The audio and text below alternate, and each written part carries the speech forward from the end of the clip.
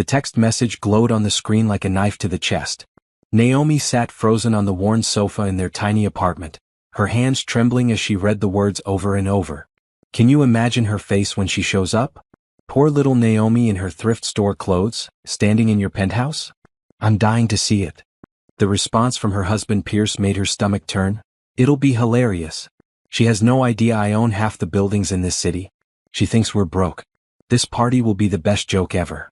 Naomi's breath came in short gasps. She had found Pierce's other phone, his real phone, tucked inside his gym bag. The phone he thought she didn't know about. For 5 years of marriage, she had believed they were struggling. She had eaten rice and beans for dinner while he claimed they couldn't afford anything better. She had worn the same 3 dresses to every occasion because he said money was tight. She had given up her dreams of finishing college because he said they needed to save every penny. All lies. The phone contained thousands of messages between Pierce and a woman named Simone. Photos of Pierce at expensive restaurants. Screenshots of bank accounts with balances that made Naomi's head spin. Property deeds. Investment portfolios. A whole secret life built on money he had inherited from his grandfather 3 years ago. Money he never told her about. And now an invitation. To Simone's party.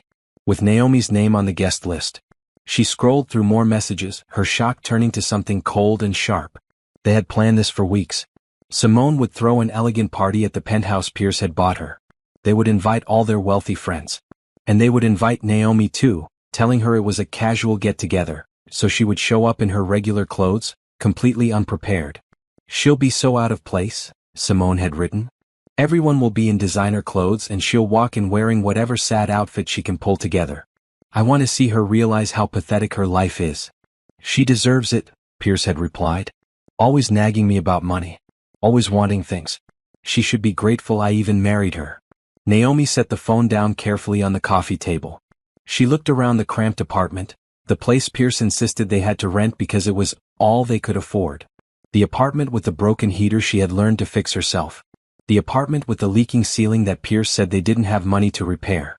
She walked to the bedroom and opened the closet. Her clothes hung there, a sad collection of items from discount stores and charity shops. 3 dresses. 5 shirts. 2 pairs of jeans.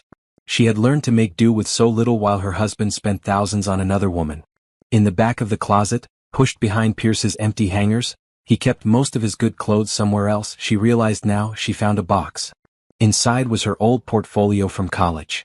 Before she met Pierce, she had been studying business. She had dreams of starting her own consulting firm. She had been good at it too, getting top grades and praise from professors. Then she met Pierce at a coffee shop. He had been charming, attentive, loving. He said he worked in real estate but times were tough. She had believed him. When his grandfather died and left him nothing, or so he claimed, she had supported him. When he said they needed to save money, she had given up school. When he said they couldn't afford her small dreams, she had put them away. All lies. All manipulation.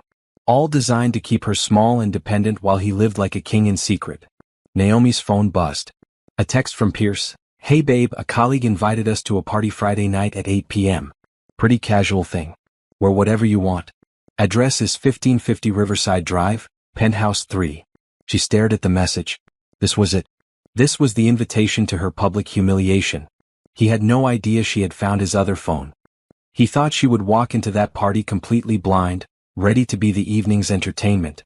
Naomi typed back, sounds fun. I'll be there.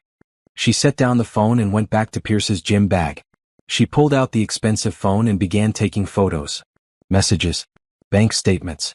Photos of him with Simone. Property documents. Everything. She sent them all to her own email, then carefully put the phone back exactly where she had found it. Her mind was racing now, but not with panic. Not with tears. Something else was building inside her, something fierce and determined. They wanted to make her the joke of the evening. They wanted to watch her crumble in front of wealthy strangers. They wanted her to finally see how small she was in Pierce's world. But Naomi had news for them. She wasn't going to crumble. She wasn't going to cry. And she definitely wasn't going to show up as the poor, pathetic wife they expected. She pulled out her laptop and started making calls. First to her old friend Jordan, who had graduated law school and now worked at a top firm. Then to her cousin Tasha, who styled celebrities. Then to her bank to check her own savings account money from her old part-time job that Pierce didn't know about. Friday was 4 days away. 4 days to prepare. 4 days to turn their cruel joke into something else entirely. Naomi smiled for the first time in hours. They wanted to humiliate her? They wanted to show her how pathetic her life was? She would show them something better. She would show them exactly what a mistake they had made. The party invitation sat on the table, but it didn't look like a threat anymore. It looked like an opportunity. Naomi spent Tuesday digging through everything. While Pierce was at work, she now knew he was probably at one of his secret properties. She systematically searched every corner of their apartment. She found more evidence hidden in places she had never thought to look. Behind the bathroom sink, inside a sealed plastic bag, were credit card statements. Charges for jewelry, expensive dinners, luxury hotels. None of it purchased for her. She photographed every page with steady hands. In a box labeled Old Tax Documents, on the top shelf of the hall closet, she found property deeds. 3 investment properties in the downtown area. A vacation home in the mountains. The penthouse where Simone lived. All purchased in the last 3 years. All in Pierce's name only. The numbers made her dizzy. Her husband was worth over $8 million. $8 million. While she had been shopping at discount grocery stores and cutting coupons, he had been building an empire. She found receipts for a Mercedes stored in some parking garage across town. Receipts for custom suits. Receipts for a country club membership. A whole life she had never seen. But the worst discovery came when she found his real laptop, hidden inside a guitar case in the storage unit downstairs. She had only checked the storage unit because she found the key in his sock drawer and wondered what he was storing. The laptop revealed everything. Emails to Simone planning trips to Paris and Hawaii. Photos of them together at exclusive events. Calendar entries for their dates. And messages to his friends, laughing about his arrangement. One email made her hands shake with anger. The best part is Naomi never questions anything. I tell her we're broke and she just accepts it. I could probably tell her the sky is green and she'd believe me. Having a clueless wife at home makes the whole setup perfect. She keeps house, asks for nothing, and I get to live my real life without any hassle. His friend had replied, "You're a genius, man. Most guys have to actually support their wives. You found a way to have your cake and eat it too." Naomi saved everything to a USB drive. Every document. Every photo. Every message. She organized it into folders by date and type. Bank records. Property records. Messages. Photos. It took her 6 hours, but when she finished, she had a complete picture of Pierce's deception.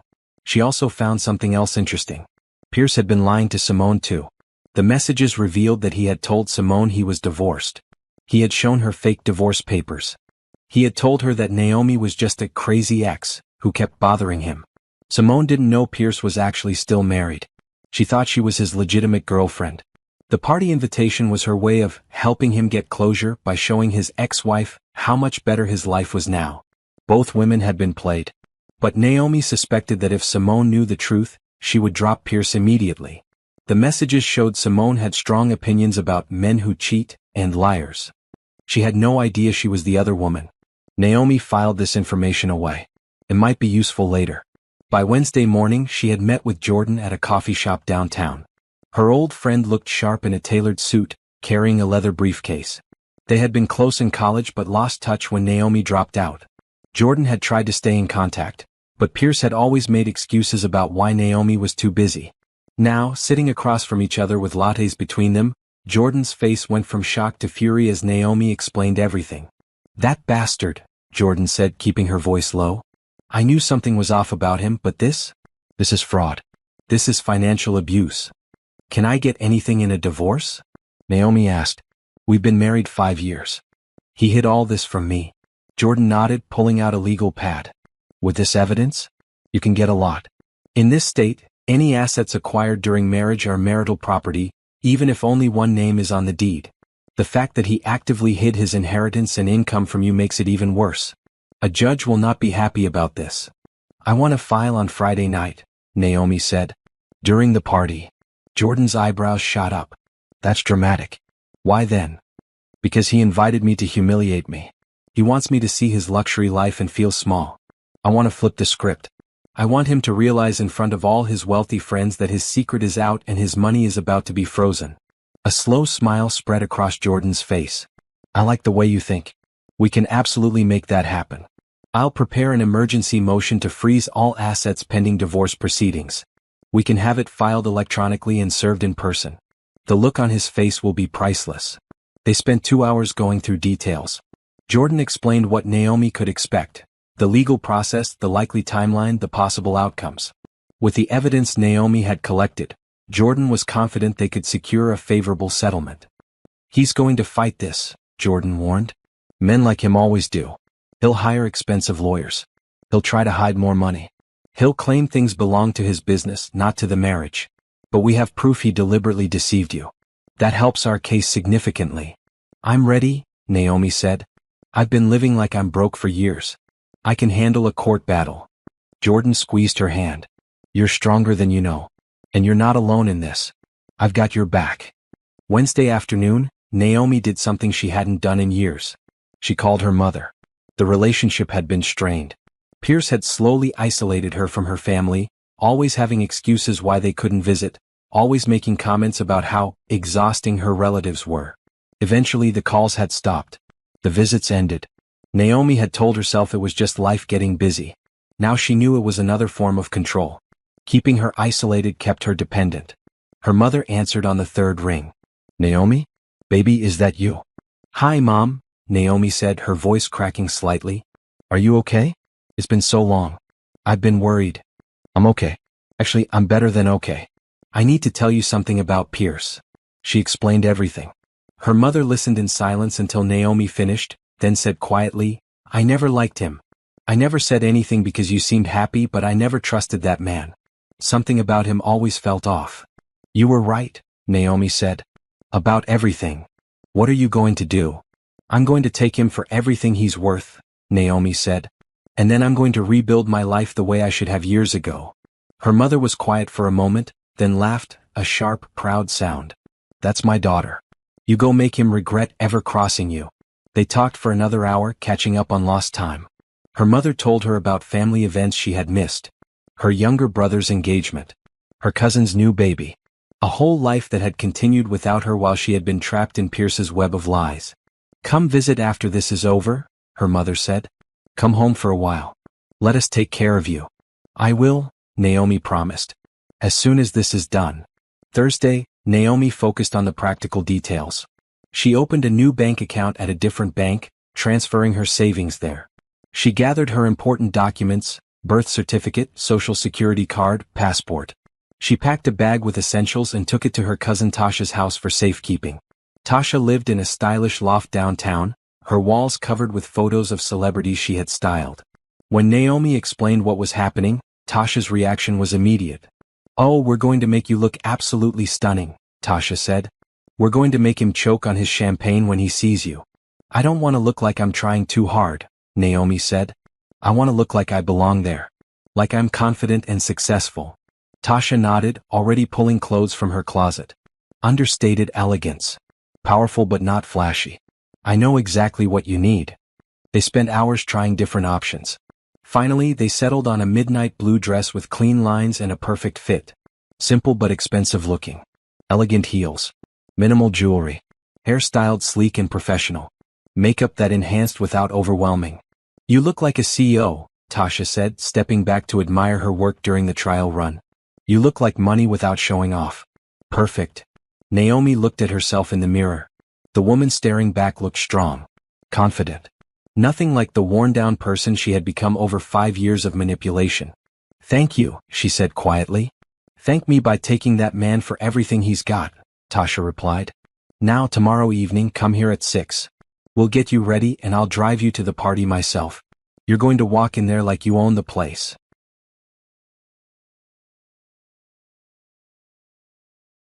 Friday morning, Naomi woke up calm.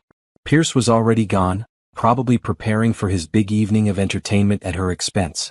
She made herself breakfast, did yoga, and took her time getting ready for the day. At noon, Jordan called. Everything is filed and ready. The process server will be at the party at 8:30. Are you sure about this timing?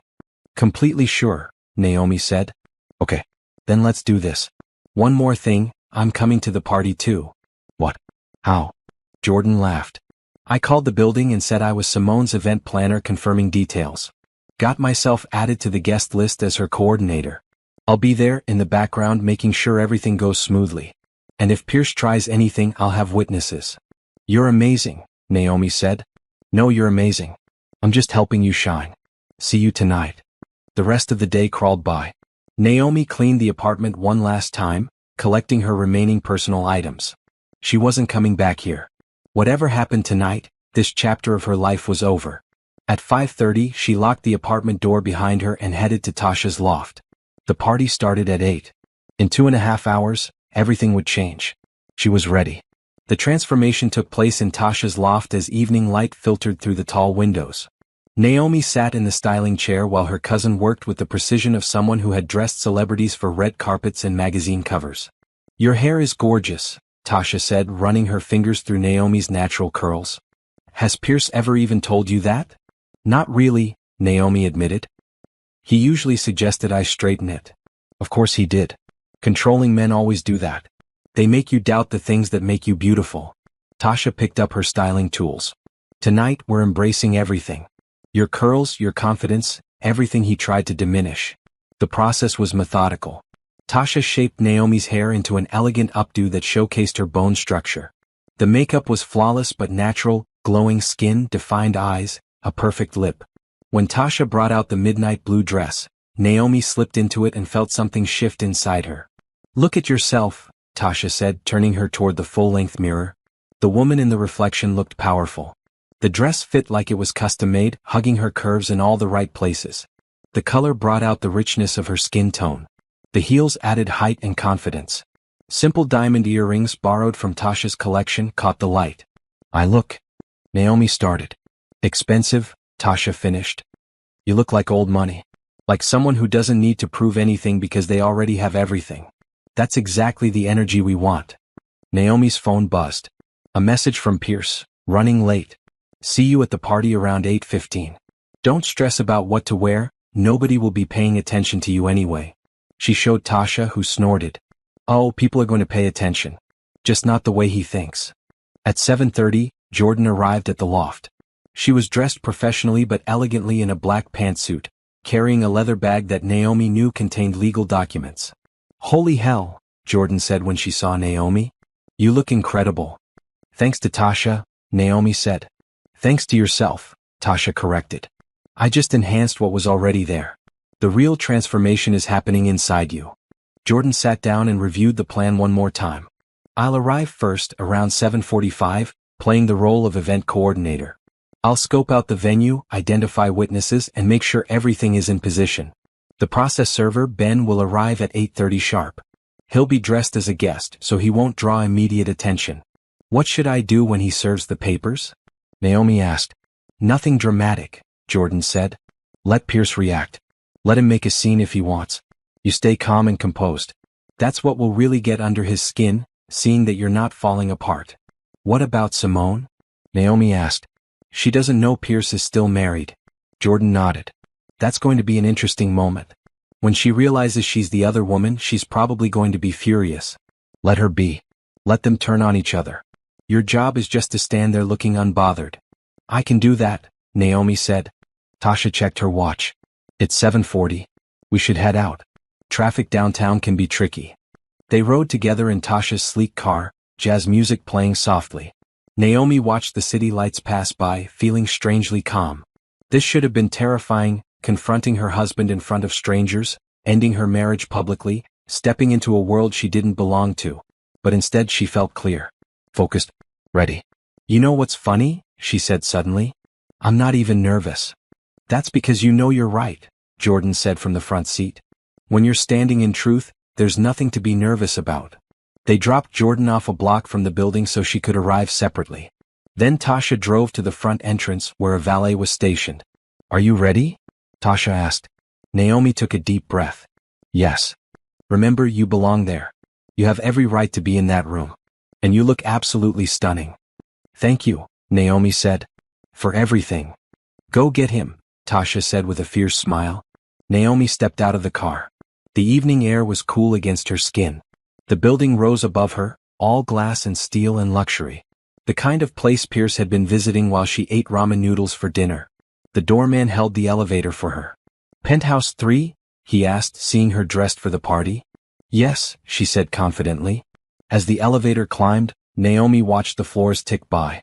8th floor, 10th floor, 15th floor. Each number brought her closer to the moment everything would change. She thought about the past 5 years. The sacrifices she had made. The dreams she had deferred. The small, careful life she had lived while Pierce had been living large. All based on lies. But she also thought about what came next. The life she was about to reclaim. The education she would finish. The business she would build. The future she would create on her own terms. The elevator doors opened on the 20th floor. Naomi stepped out into a marble hallway that screamed wealth. Soft music drifted from the open penthouse door at the end of the corridor.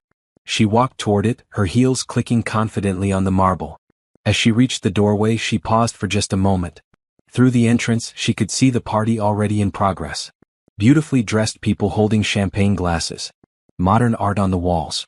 Floor-to-ceiling windows showing the glittering city below. And there, near the windows, stood Pierce. He wore an expensive suit she had never seen before. He was laughing at something, champagne in hand, looking completely at ease in his secret world. Next to him stood a woman who had to be Simone, tall, striking, wearing a white dress that probably cost more than Naomi's old monthly rent. She looked confident, glamorous, completely unaware that her boyfriend was actually someone else's husband. Naomi spotted Jordan near the back of the room, pretending to check details on a clipboard. Their eyes met briefly, and Jordan gave the smallest nod of encouragement. This was it. Naomi stepped into the penthouse. For a moment, nothing happened. The party continued around her. Then someone near the door noticed her, a woman in a red dress whose eyes widened in surprise. She nudged the man next to her, who turned to look. The reaction rippled through the room like a wave. One by one, people stopped talking and turned to stare at the striking woman who had just walked in. Pierce was still laughing at something when the man next to him touched his arm and pointed toward the door. Pierce turned, still smiling, and then his face went completely white. His champagne glass slipped from his fingers, shattering on the marble floor. The entire party went silent. Simone followed Pierce's stare, her confident smile fading into confusion. Pierce? Who is that? But Pierce couldn't speak. He just stood there, frozen, staring at his wife like she was a ghost. Naomi walked further into the room, moving with calm confidence.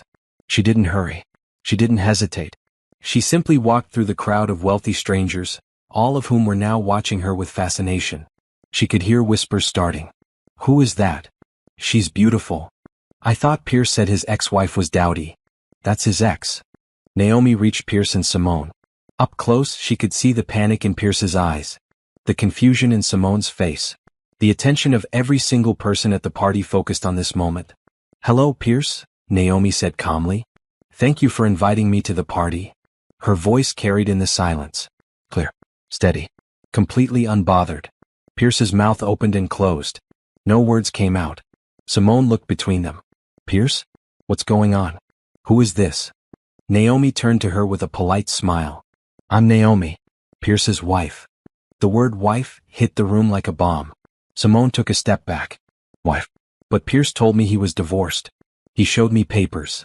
Fake papers, Naomi said simply. We're still very much married. In fact, we live together. Or we did until tonight. The whispers grew louder. People were pulling out phones. This was going to be the gossip story of the week in their social circle. Pierce finally found his voice. Naomi, what are you doing here? This isn't appropriate. Isn't appropriate? Naomi laughed, a genuine sound without bitterness. You invited me. You sent me this address. You wanted me to come.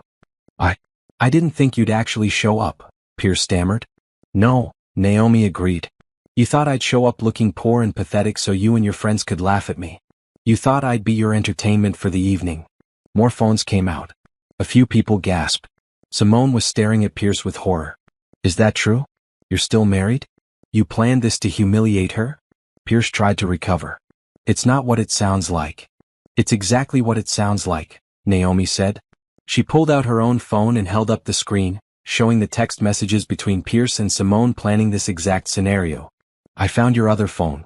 I've seen all the messages.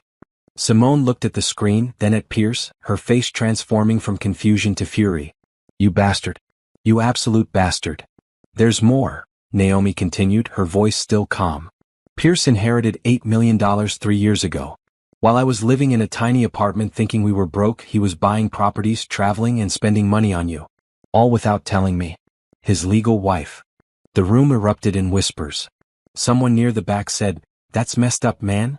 Another voice added, "Who does that to their wife?" Pierce's face was red now. "Naomi, we can discuss this privately." "Why?" Naomi asked. "You wanted me here. You wanted me to see your real life. Well, here I am. I'm seeing everything." Jordan appeared at Naomi's side, no longer pretending to be an event coordinator. "Hello, Pierce. I'm Jordan Hamilton, Mrs. Pierce's attorney. I wanted to personally deliver some news." "Attorney?" Pierce looked like he might be sick. "Yes. As of 1 hour ago, we filed for divorce on grounds of fraud and financial abuse. We've also filed an emergency motion to freeze all your accounts pending the proceedings. Every property, every investment, every penny frozen until the court determines how to divide marital assets." The blood drained from Pierce's face. "You can't do that." "We already did," Jordan said cheerfully. "You should receive official notice any minute now." As if on cue, a man in a dark suit approached from the elevator. "Pierce Hammond?" Pierce turned to him. "Who are you?" "Process server. You've been served." He handed Pierce a thick envelope of legal papers. The room was completely silent now except for the rustling of papers as Pierce opened the envelope with shaking hands. His eyes scanned the documents, growing wider with each page. Simone was backing away from him. "I can't believe this. I can't believe any of this. You told me you were divorced. You told me she was crazy and obsessive." "I told you what?" Naomi said, turning to her with interest. "He said you were his ex-wife who kept stalking him. He said the divorce was finalized 2 years ago." Several people in the crowd gasped. This was better than reality TV. Naomi shook her head. "I've never stalked anyone. Until 4 days ago I thought we had a happy marriage. A broke marriage but a happy one. I had no idea he had money. No idea about you. No idea about any of this." Simone looked at Naomi, really looked at her, and something seemed to shift in her expression. "He really had you living like you were poor?" "I was cutting coupons to save $3 on groceries," Naomi said. "I wore the same 3 dresses for 5 years. I gave up college because he said we couldn't afford it. Meanwhile, he bought you a penthouse." Simone's hand went to her mouth. For a moment, Naomi thought she might actually feel sorry for her. But then Simone turned to Pierce, her voice ice cold. "Get out of my home." "Simone, wait." "Get out," she screamed. "You lying, manipulative, disgusting person. Get out now." Pierce looked around the room at all the staring faces, at the phones recording this disaster, at his wife who had just destroyed his carefully constructed double life. "This isn't over," he said to Naomi. "You're right," Naomi agreed. "It's not over. I'm going to make sure every penny you hid from me is accounted for. I'm going to make sure everyone knows exactly what kind of person you are. And I'm going to make sure you never do this to anyone else." "You'll never win in court," Pierce said desperately. "I have the best lawyers. I have resources. And I have the truth," Naomi said. "Plus, thanks to your messages, I have evidence of every lie you've told. Every penny you've hidden. Every property you've bought. It's all documented. All saved. All ready for court." Jordan stepped forward. "Mr. Hammond, I suggest you retain your own legal counsel immediately. This is going to be a complex case." Pierce looked at the envelope in his hands, at the divorce papers and frozen asset notices. He looked at Simone, who was glaring at him with pure hatred. He looked at the room full of his wealthy friends, all of whom were now seeing him in a completely different light. Then he looked at Naomi, standing tall, confident, absolutely unshaken, and she saw the moment he realized he had lost. Not just the marriage, not just the money, but the control, the power, the ability to keep her small and invisible. Without another word, Pierce pushed through the crowd and left the penthouse. The elevator doors closed behind him and he was gone. The silence that followed was deafening. Then Simone spoke. "I'm so sorry," she said to Naomi. "I had no idea. I would never have, if I had known he was married." "I believe you," Naomi said. "He lied to both of us. He's the problem, not you." Simone nodded, tears streaming down her face. "I need everyone to leave. Party's over." The guests began filing out, still whispering among themselves. But several people stopped to speak to Naomi on their way out. "That took courage," one older woman said. "Good for you." A man in an expensive suit handed her his business card. "I own a financial consulting firm. If you ever need help managing your settlement, call me. What your husband did was inexcusable." One by one, the people who were supposed to watch her humiliation instead offered support, contacts, respect. When the penthouse was finally empty except for Naomi, Jordan, and Simone, Simone collapsed onto her white sofa. "I can't believe this," she said. "I can't believe he played me like that." "He's done it before," Jordan said. "Men like Pierce always have a pattern." Simone looked at Naomi. "Are you really going to take him for everything?" "Every penny I'm entitled to," Naomi said. "And then I'm going to rebuild my life." "Good," Simone said. "Take it all. He deserves it." Naomi turned to leave, Jordan following. But at the door she paused and looked back at Simone. "For what it's worth, you didn't know. That makes a difference." "Not enough of one," Simone said quietly. Outside, Tasha was waiting with the car. When Naomi and Jordan climbed in, Tasha took one look at their faces and grinned. "That good?" "Better," Jordan said. "We broke him." As they drove away from the building, Naomi looked back at the glittering penthouse windows one last time. Then she turned forward, watching the city lights ahead. The hardest part was over. Now came the next chapter, rebuilding, fighting, and reclaiming everything that should have been hers all along. But tonight she had won. She had walked into that party as the joke and walked out with her dignity intact and her future secured. That was enough for now. The morning after the party, Naomi woke up in Tasha's guest room to find her phone flooded with messages. Some were from numbers she didn't recognize, friends of friends who had heard about the party confrontation. Others were from family members her mother had clearly called to spread the news. But the most important message was from Jordan. "Pierce hired Theodore Brooks. He's bringing in the big guns. We need to meet today." Theodore Brooks was infamous in legal circles. He specialized in protecting wealthy men during divorces, using every delay tactic and loophole available. The fact that Pierce had retained him within 12 hours meant he was taking the divorce seriously. Good. Naomi wanted him to take it seriously. She met Jordan at the law firm's office at noon. The building was impressive, 30 stories of glass and steel in the financial district. Jordan's office was on the 15th floor, with windows overlooking the city. "Brooks already filed a motion to unfreeze the accounts," Jordan said, spreading documents across her desk. "He's claiming financial hardship and arguing that freezing everything is excessive." "Financial hardship?" Naomi laughed. "The man has $8 million. Had," Jordan corrected. "According to the documents he filed this morning, he's claiming most of that money is gone. Bad investments. Business losses. He's trying to argue there's nothing left to divide." Naomi felt her stomach drop. "He moved the money. Probably. Or he's lying about losing it. Either way, we need to dig deeper." Jordan pulled out another folder. "I've hired a forensic accountant. Her name is Patricia Chin and she's the best in the business. She'll trace every transaction, find every hidden account, and document every dollar Pierce has tried to hide." "How much will that cost?" Naomi asked. "Don't worry about cost right now. Many lawyers work on contingency for cases like this, especially when fraud is involved. We'll take it from the settlement. The important thing is building an ironclad case." Over the next week, Naomi's life became a series of meetings. She met with Patricia, a sharp woman in her 50s who asked detailed questions about every aspect of Pierce's financial life. She met with a therapist Jordan recommended, who specialized in helping people recover from financial abuse. She met with a career counselor to discuss returning to school. Each meeting revealed more about how thoroughly Pierce had controlled her life. The therapist explained how financial abuse worked, how abusers isolated their victims from resources, created dependence, and made them question their own judgment. "You're not the first person to sit in that chair with this exact story," the therapist said. "Wealthy men do this more often than people realize.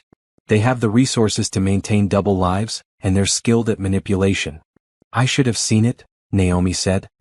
"He spent 5 years training you not to see it," the therapist replied. "That's not your fault. That's his weapon. The blame belongs entirely to him." The words helped, but Naomi still felt angry at herself. 5 years. She had given him 5 years of her life, her trust, her dreams. But dwelling on the past wouldn't help her future. So she focused on action instead. Patricia's initial findings were damning. Pierce had systematically hidden money in offshore accounts, shell companies, and investments under other people's names. He had moved nearly $2 million in the week before Naomi found his phone, meaning he had somehow known she was getting suspicious. "He made a mistake though," Patricia said during their second meeting. "He moved the money too obviously, too quickly. That suggests consciousness of wrongdoing." A judge will see right through this. Can we get it back? Naomi asked. Most of it. The offshore stuff will be tricky, but domestic accounts and properties? Yes, we'll get those. Meanwhile, Pierce was making his own moves. He called Naomi repeatedly, leaving voicemails that started apologetic and became increasingly angry. Jordan instructed her not to respond to any of them.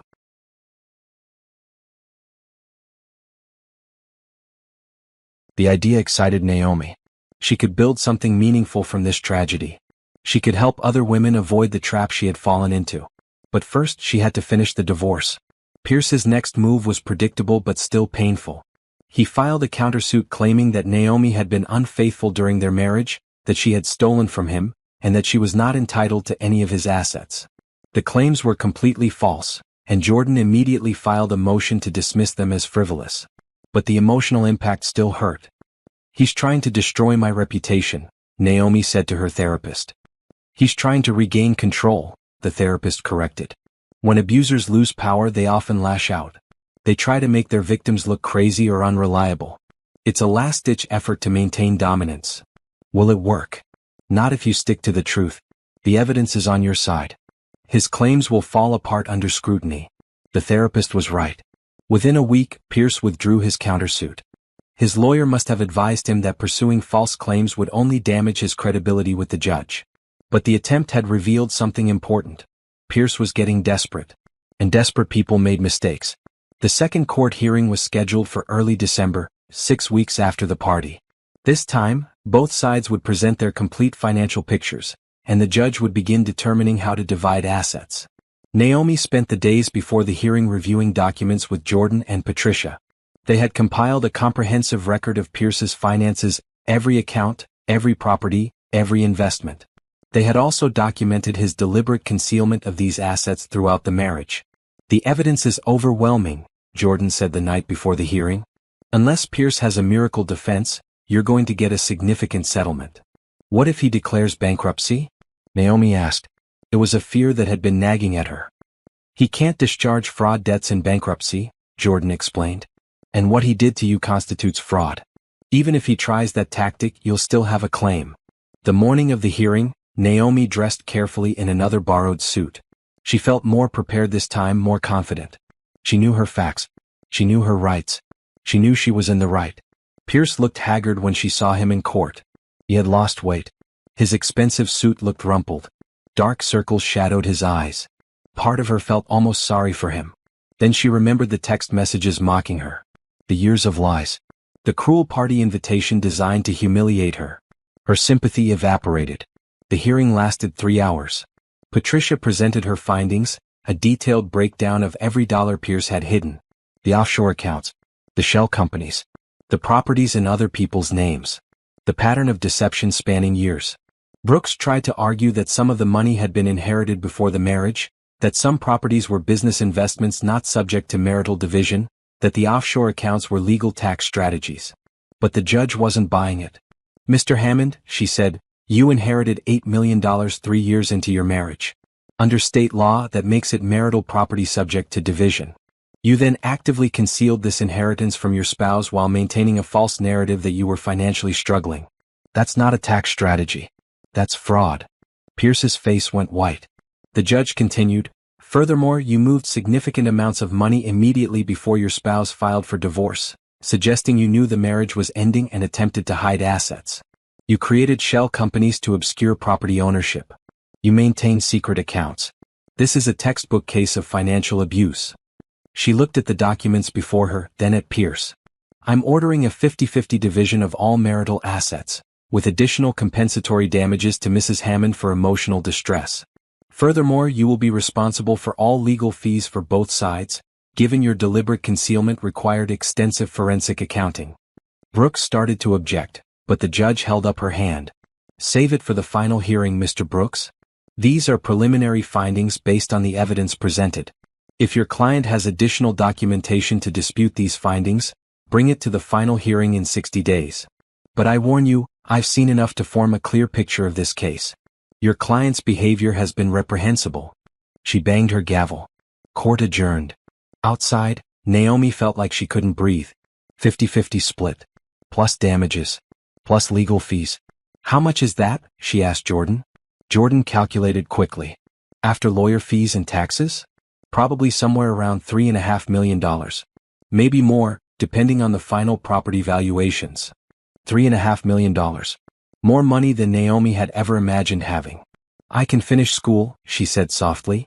You can do anything you want, Jordan replied. You can build the life you should have had all along. That evening, Naomi met her mother for dinner at a small restaurant near her mother's house. It was the first time they had seen each other in person in over a year. Her mother hugged her tightly. I'm so proud of you, baby. You stood up for yourself. You fought back. That takes incredible courage. I'm not done yet, Naomi said. There's still the final hearing. But you're winning. That's what matters. You're getting your life back. They talked for hours about everything. The divorce. Naomi's plans for school.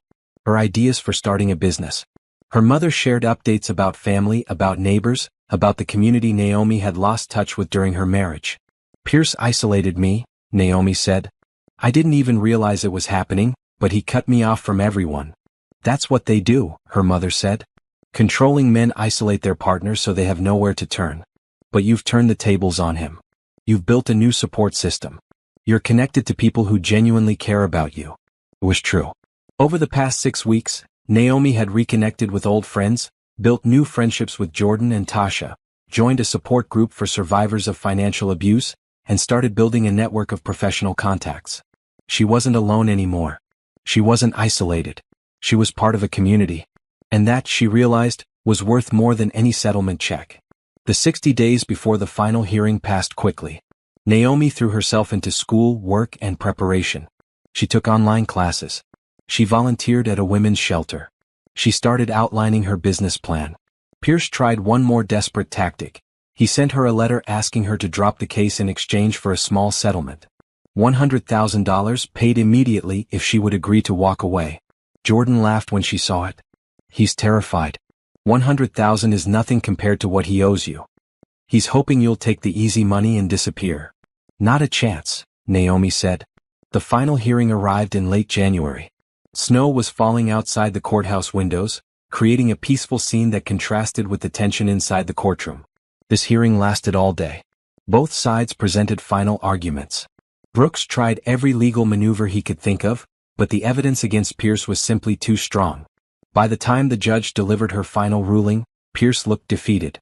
He didn't even react when she ordered him to pay Naomi $4 million in total, $3 million as her share of marital assets, $1 million in damages. This case represents one of the more egregious examples of financial abuse I've encountered, the judge said. Mr. Hammond, you systematically deceived your wife, hid assets, and attempted to defraud the court. You are fortunate Mrs. Hammond chose civil rather than criminal proceedings. Pierce left the courthouse without a word. Naomi watched him go, feeling nothing but relief that this chapter was finally closing. It's over, Jordan said. You won. Completely. Naomi nodded. The battle was over.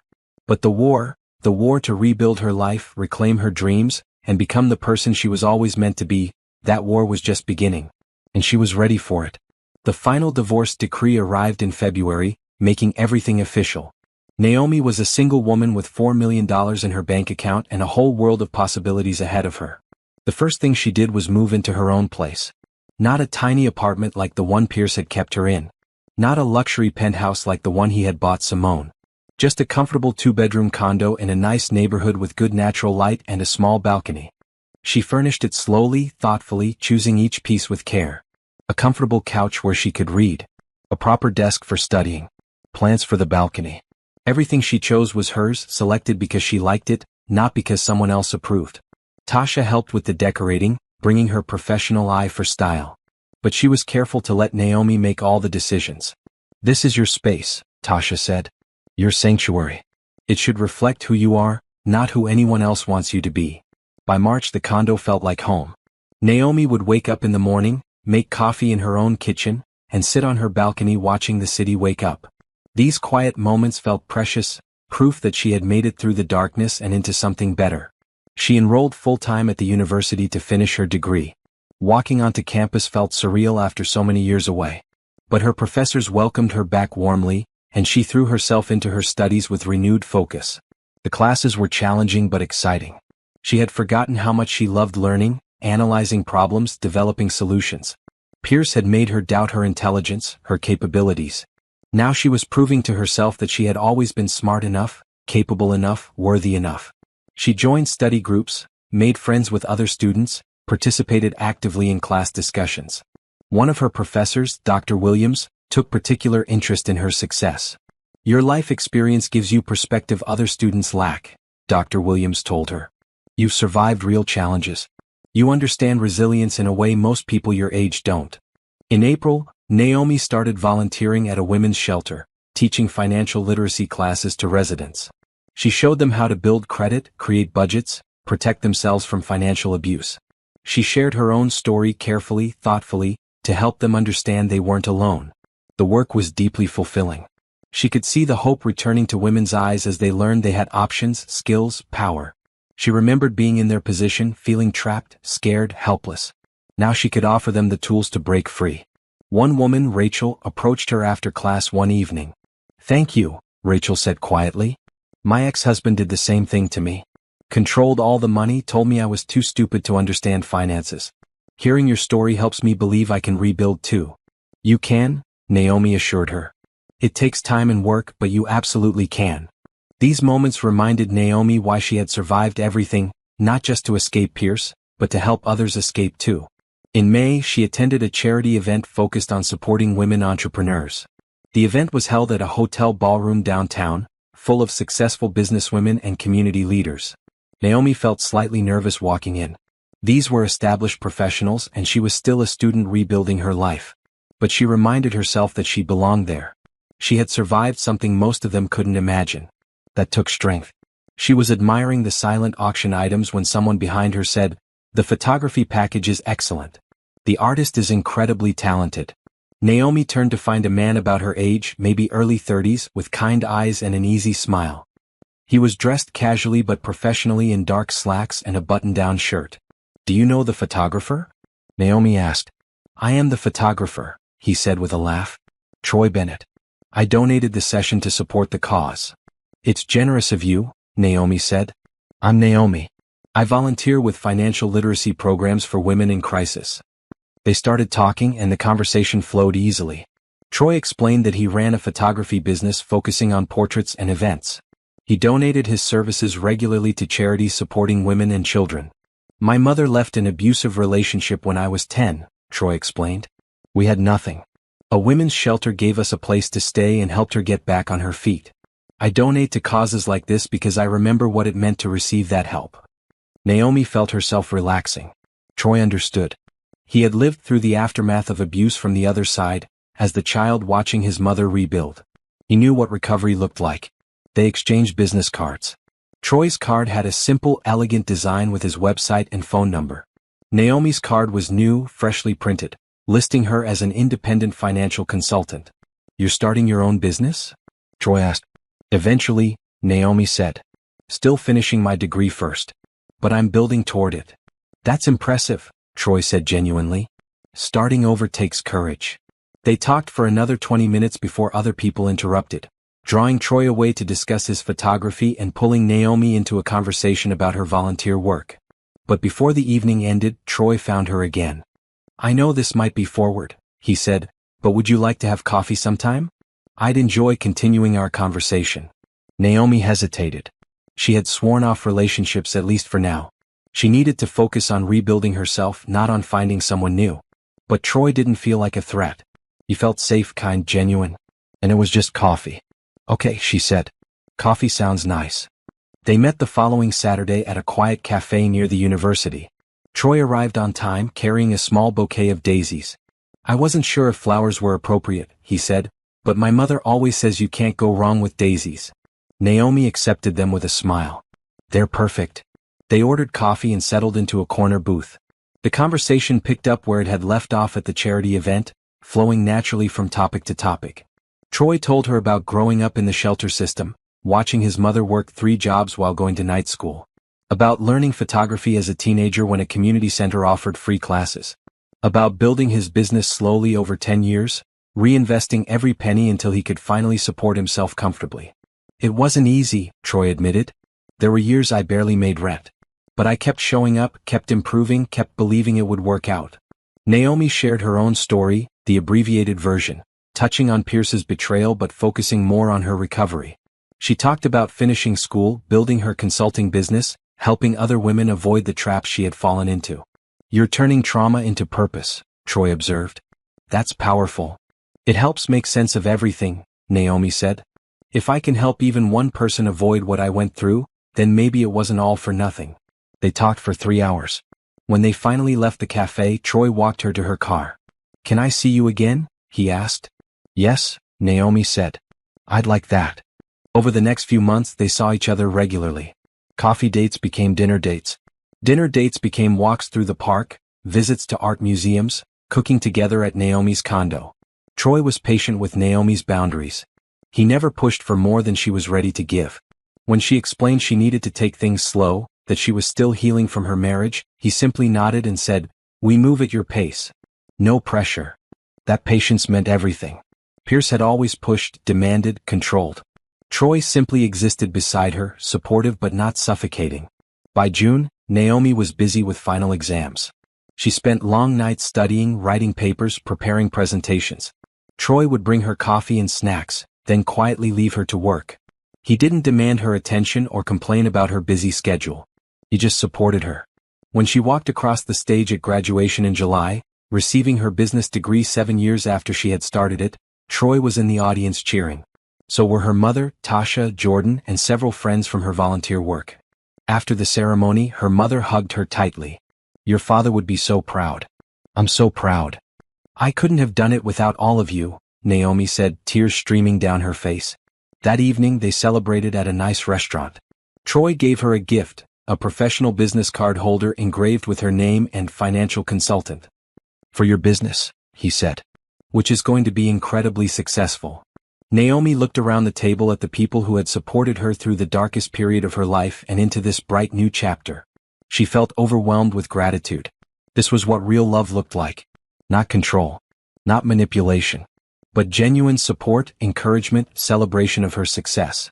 In August, Naomi officially launched her consulting business. She rented a small office space, hired a part-time assistant, and began taking clients. Her first customers were women she had met through the shelter, women who needed help building financial independence after leaving abusive situations. She charged sliding scale fees, offering free services to those who couldn't afford to pay. She could afford to be generous now, thanks to her settlement. And helping these women felt more valuable than any amount of money. Word spread quickly. Within 2 months she had a waiting list. Other professionals started referring clients to her. A local newspaper wrote an article about her business, focusing on her unique approach to financial consulting combined with trauma-informed support. The article brought more clients, including some who had never experienced abuse but appreciated her practical, empowering approach to money management.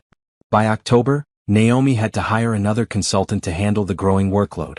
She chose a woman named Sharon who had a similar background, survivor of financial abuse, rebuilt her life, passionate about helping others. "We're building something important," Sharon said during her first week. "This isn't just business. This is changing lives." She was right. The testimonials from clients were overwhelming. Women who had been terrified of money were now confidently managing budgets.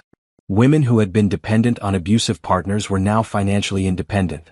Women who had felt hopeless were now planning futures. In November, Naomi received an unexpected email. It was from a journalist at a national business magazine, asking to interview her about her work. "Your story is remarkable," the journalist wrote. "A woman who survived financial abuse and turned her experience into a thriving business helping other survivors. Our readers would be inspired by this." The interview happened in December. The journalist asked thoughtful questions about her background, her business model, her vision for the future. The resulting article came out in January, exactly 1 year after her divorce was finalized. The magazine featured her story prominently, with a photo of Naomi in her office, looking professional and confident. The headline read, "From Survival to Success, How One Woman's Betrayal Became a Blueprint for Helping Others." The response was immediate and overwhelming. Her website crashed from traffic. She received hundreds of emails from women sharing their own stories and asking for help. Other consultants reached out wanting to learn her methods. "You're going viral," Tasha said, showing Naomi the social media post sharing her story. This is huge. Naomi felt humbled by the attention. She hadn't set out to become famous or build an empire. She had just wanted to rebuild her life and help others do the same. But maybe that was exactly why people responded to her story. It was authentic. It was real. It wasn't about revenge or bitterness. It was about transformation and purpose.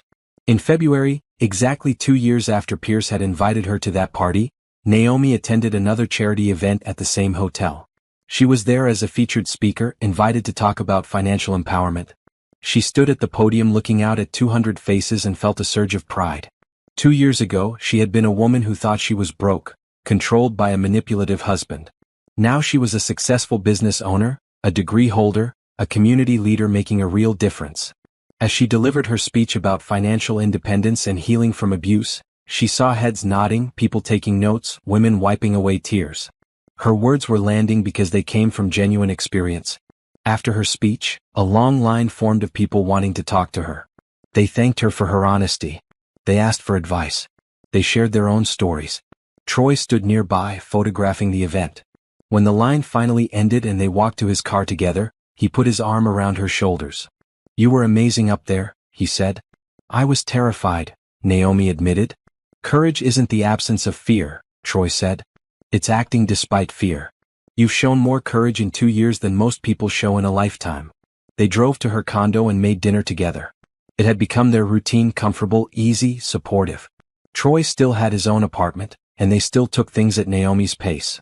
But their relationship had deepened into something solid and real. That night, as they ate pasta and talked about the event, Naomi realized something. She was happy. Genuinely, completely happy. Not because of any relationship or any amount of money or any business success. She was happy because she had reclaimed herself. She had rediscovered her strength, her intelligence, her worth. She had built a life based on her own values and choices. Everything else, the relationship with Troy, the successful business, the community respect, was just icing on the cake. The real victory was internal. The real transformation was personal. Pierce had tried to make her small. He had tried to convince her she was worthless, incompetent, lucky to have him. But he had failed. She had proven him wrong in every possible way. And that, Naomi thought as she looked across the table at Troy's kind face, was the sweetest revenge of all. Not hurting Pierce. Not taking his money. But becoming the person she was always meant to be. Life had settled into a comfortable rhythm by March, 2 years after everything changed. Naomi's business was expanding beyond anything she had imagined. She had hired 3 more consultants and was looking at opening a second office across town. She was meeting with a potential investor one afternoon when her assistant knocked on the door. "Naomi? There's someone here to see you. He doesn't have an appointment, but he says it's urgent." Something in her assistant's tone made Naomi pause. "Who is it?" "Pierce Hammond." The name hit Naomi like cold water. She hadn't seen or spoken to Pierce since the final court date over a year ago. She had successfully built a life that didn't include him in any way. "Should I tell him you're busy?" her assistant asked. Naomi considered it. She could easily refuse to see him. She owed him nothing. But curiosity won. What could he possibly want after all this time? "Give me 5 minutes," she told the investor. "Then send him in." She used the time to compose herself, reminding herself that Pierce had no power over her anymore. He was just a man who had once hurt her. Nothing more. When Pierce walked in, she barely recognized him. He had aged dramatically in 2 years. His hair had gone gray at the temples. He looked thinner, almost frail. The expensive suit he wore hung loose on his frame. "Naomi," he said. "Thank you for seeing me." She didn't stand or offer to shake his hand. She just gestured to the chair across from her desk. "You have 5 minutes." Pierce sat down, looking uncomfortable in her elegant office. She could see him taking in the details, the modern furniture, the frame certifications on the wall, the view of the city. "You've done well," he said. "I've done what I was always capable of doing," Naomi corrected. "You just spent 5 years trying to convince me I couldn't." He flinched at that. "I deserved that. You deserve a lot worse than that. What do you want, Pierce?" He took a deep breath. "I'm in trouble. Legal trouble. The IRS is investigating me for tax fraud. They found the offshore accounts, the shell companies. Everything Patricia uncovered in our divorce is now part of a criminal investigation." Naomi kept her expression neutral. "I'm sorry to hear that." "I'm going to lose everything," Pierce continued. "My business, my properties, possibly even my freedom. My lawyers say I'm looking at serious prison time. Again, I'm sorry to hear that. But I'm not sure why you're telling me this. Pierce leaned forward. I was hoping you might consider testifying on my behalf. Telling the prosecutor that I wasn't as bad as the documents make me look. That there were good times in our marriage. That I'm not a monster. Naomi stared at him in disbelief. You want me to lie for you? Not lie. Just present a more balanced picture. The balanced picture is that you systematically abused me for 5 years, Naomi said, her voice cold. You hid millions of dollars. You made me believe we were broke while you lived in luxury. You invited me to a party specifically to humiliate me. That's the balanced picture. I know I made mistakes. Mistakes. Naomi interrupted. You didn't make mistakes. You made calculated decisions to control and deceive me. There's a difference. Pierce's face reddened. I came here to ask for help, not to be lectured. Then you came to the wrong place, Naomi said. I'm not going to help you. I'm not going to lie to prosecutors. I'm not going to minimize what you did. You earned these consequences. Now you get to live with them. You've become cold, Pierce said bitterly. The Naomi I married would have helped me. The Naomi you married was naive and trusting, Naomi replied. You systematically destroyed those qualities in me. So yes, I've changed. I've become someone who protects herself instead of enabling abusers. Pierce stood up. Fine. I shouldn't have expected anything different. You've clearly moved on. I have, Naomi agreed. Completely. He walked to the door, then paused and turned back. I saw the magazine article about you. You made it sound like I ruined your life. You tried to, Naomi said. But I didn't let you. I rebuilt something better than what you destroyed. That must really bother you. Pierce's jaw tightened. You know what bothers me? You built your entire business on our story. You're profiting from our divorce. I'm helping women who survived what I survived, Naomi corrected. The fact that my experience includes you isn't my fault. You're the one who created the situation I'm now helping others escape. Whatever helps you sleep at night, Pierce muttered. I sleep great, Naomi said. How about you? Pierce didn't answer. He just left, closing the door harder than necessary. Naomi sat still for a moment, processing the encounter. She had expected to feel something, anger, satisfaction, maybe even pity. Instead she felt nothing. Pierce was just a man who had once hurt her. He wasn't important enough to occupy space in her emotional life anymore. Her assistant knocked again. Are you okay? That looked intense. I'm fine, Naomi said honestly. Just dealing with the past. It's over now. She went back to her meeting with the investor, pushing Pierce out of her mind. He had taken enough of her time over the years. He didn't deserve another minute. But that evening, when she told Troy about the encounter, she found herself more affected than she had realized. He actually asked me to lie for him, she said, pacing her living room. After everything he did, he thought I would help him avoid consequences. That's how entitled abusers think, Troy said. They genuinely believe the world owes them things, even from the people they've hurt. He looked so pathetic, Naomi said. Part of me almost felt sorry for him. Did you? Troy asked gently. Naomi thought about it. No, not really. I felt sorry that any person could make the choices he made. But I don't feel sorry for him specifically. He earned every bit of what's happening to him. That's healthy, Troy said. Empathy doesn't mean letting people off the hook for their actions. The next day, Naomi received a call from a federal prosecutor named Agent Martinez. He explained that Pierce was indeed under investigation and that they had subpoenaed records from their divorce case. We'd like to talk to you about your ex-husband's financial activities during your marriage, Agent Martinez said. Your divorce documents contain evidence relevant to our case. I'll help in any way I can, Naomi said.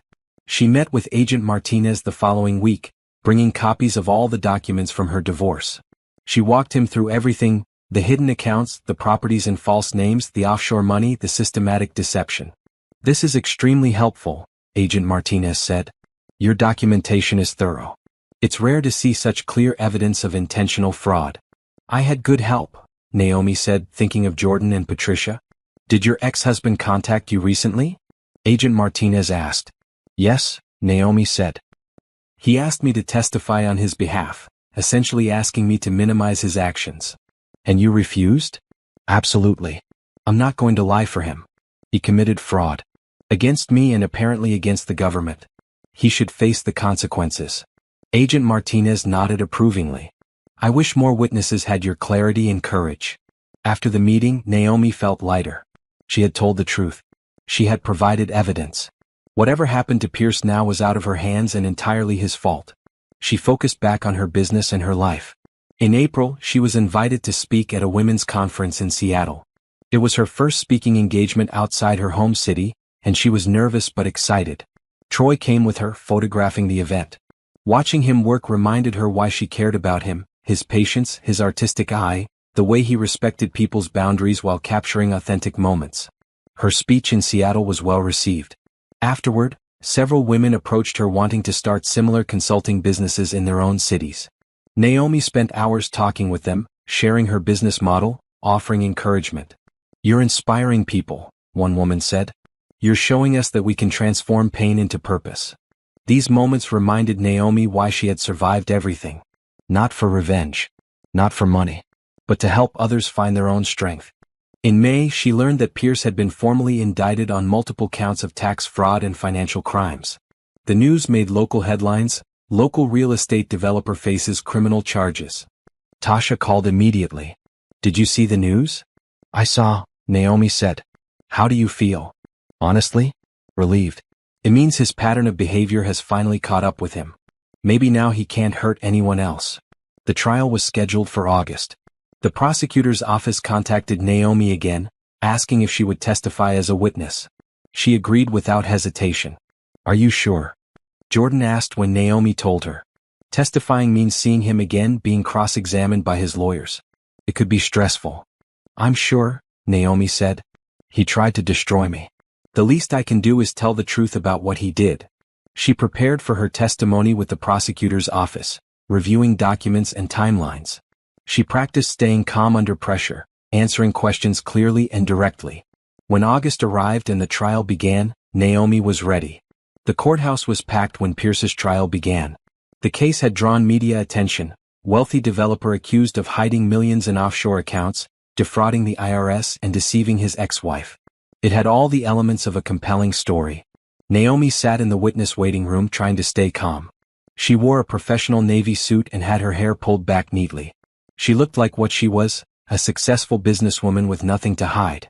Troy waited outside the courthouse, not allowed in during her testimony. But knowing he was nearby helped. When they called her name, Naomi walked into the courtroom with her head high. Pierce sat at the defense table with Theodore Brooks and another expensive lawyer. He looked older, more tired than when he had visited her office months ago. She didn't look at him. She looked at the prosecutor, Agent Martinez, who gave her an encouraging nod. After being sworn in, she sat in the witness chair. The courtroom was quiet, everyone waiting to hear what she would say. The prosecutor approached. "Mrs. Hammond, can you describe your marriage to the defendant?" "We were married for 5 years," Naomi said clearly. "During that time, Pierce told me we were struggling financially. He said we couldn't afford basic things. I believed him." "Did you have any reason not to believe him?" "No. He was my husband. I trusted him." The prosecutor walked her through the discovery of Pierce's deception. How she had found his second phone. The messages with Simone. The bank statements showing millions of dollars she never knew existed. "How did you feel when you discovered this?" the prosecutor asked. "Betrayed," Naomi said simply. "He had spent 5 years lying to me about our basic financial situation. While I was cutting coupons to save money on groceries, he was buying luxury properties." "Did the defendant ever discuss his finances with you?" "Never. He controlled all the money. He gave me a small allowance for household expenses and told me that was all we could afford." "Did you know about the offshore accounts?" "Not until the forensic accountant discovered them during our divorce." The prosecutor showed her various documents, bank statements, property deeds, transfer records. Naomi identified each one, explaining how it related to Pierce's secret financial life. The testimony was straightforward. She stuck to facts, didn't exaggerate, didn't editorialize. She just told the truth about what had happened. Then came cross-examination. Brooks stood up, attempting to look sympathetic. "Mrs. Hammond," he began, "isn't it true that you profited significantly from your divorce?" "I received half of marital assets," Naomi replied. "Which is standard in divorce proceedings. $4 million seems like quite a profit." "Objection," the prosecutor said. "Argumentative." "Sustained," the judge said. "Rephrase, Mr. Brooks."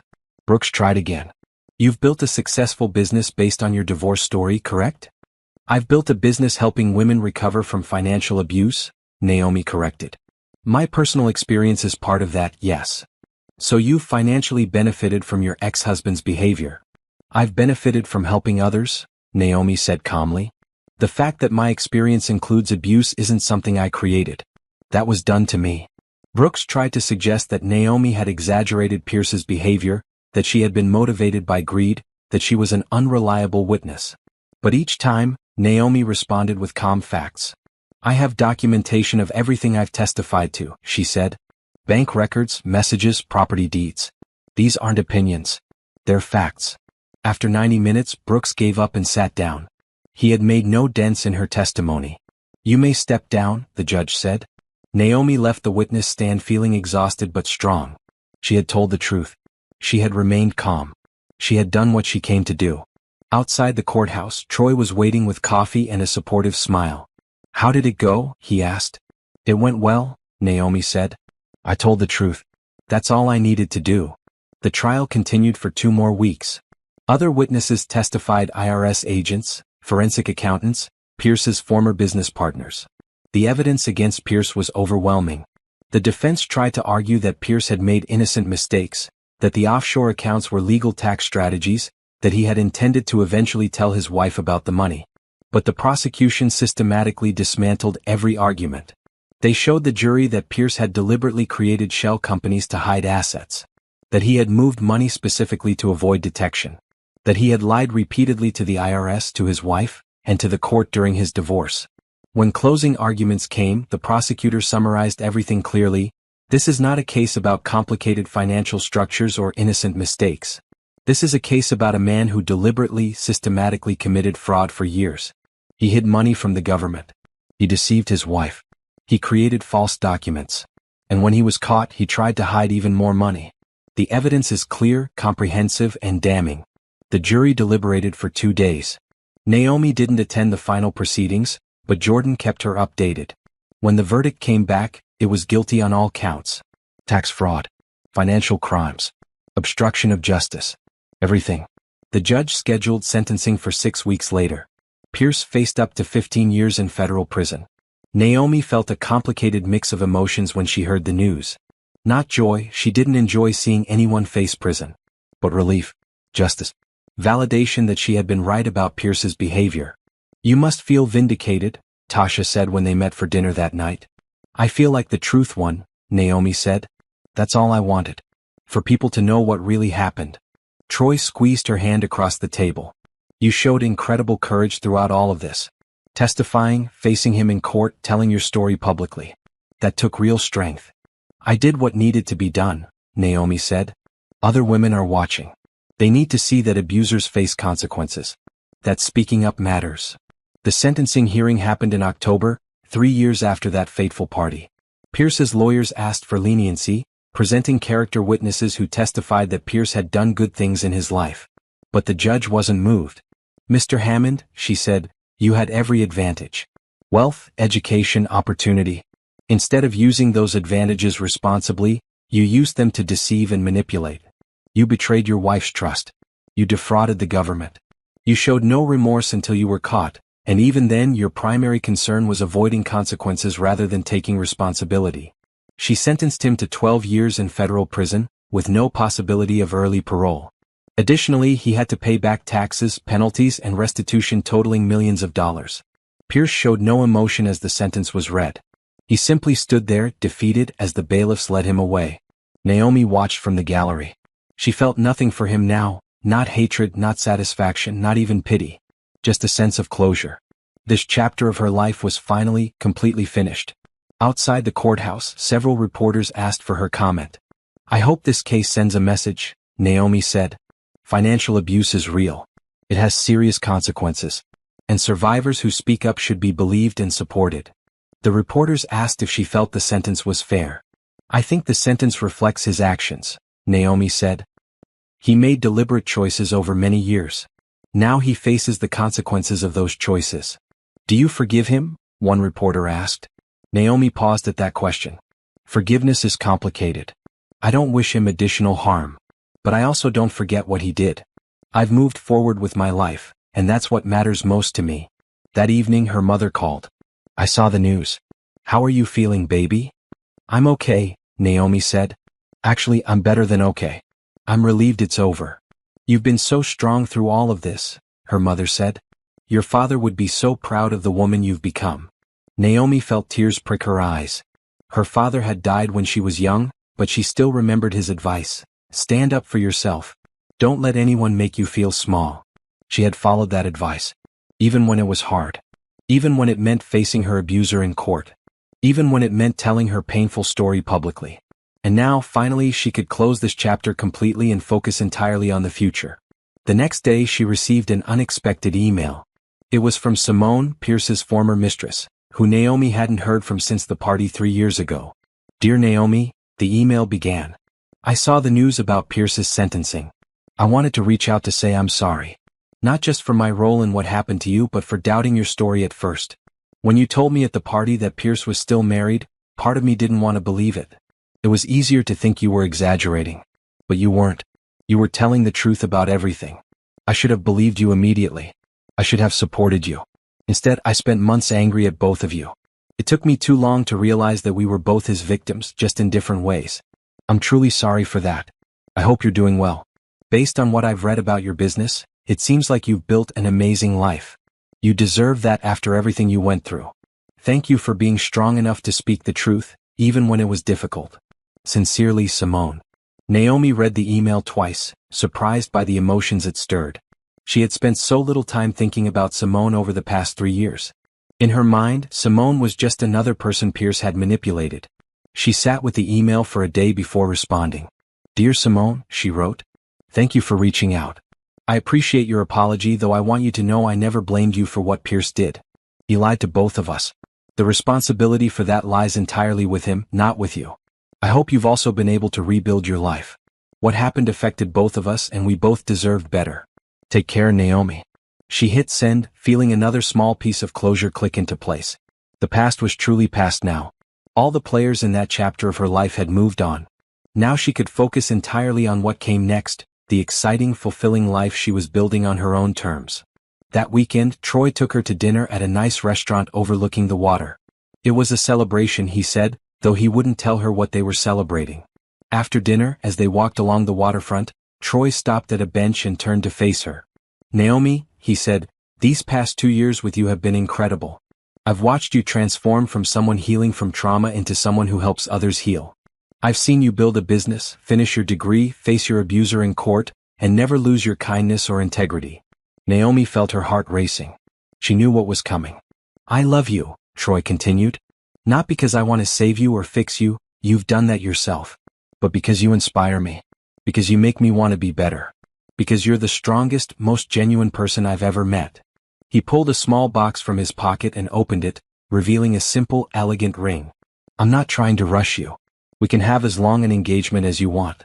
But I wanted you to know, I want to spend my life with you. Will you marry me? Naomi looked at the ring, at Troy's hopeful face, at the city lights reflecting on the water behind him. She thought about her journey from that tiny apartment where she had been so controlled and diminished, through the painful discovery and divorce, to this moment of joy and possibility. Yes, she said. Yes, I'll marry you. Troy slipped the ring on her finger and pulled her into a kiss. Around them, a few people noticed and applauded. When they broke apart, Naomi was crying happy tears. I never thought I'd want to get married again, she admitted.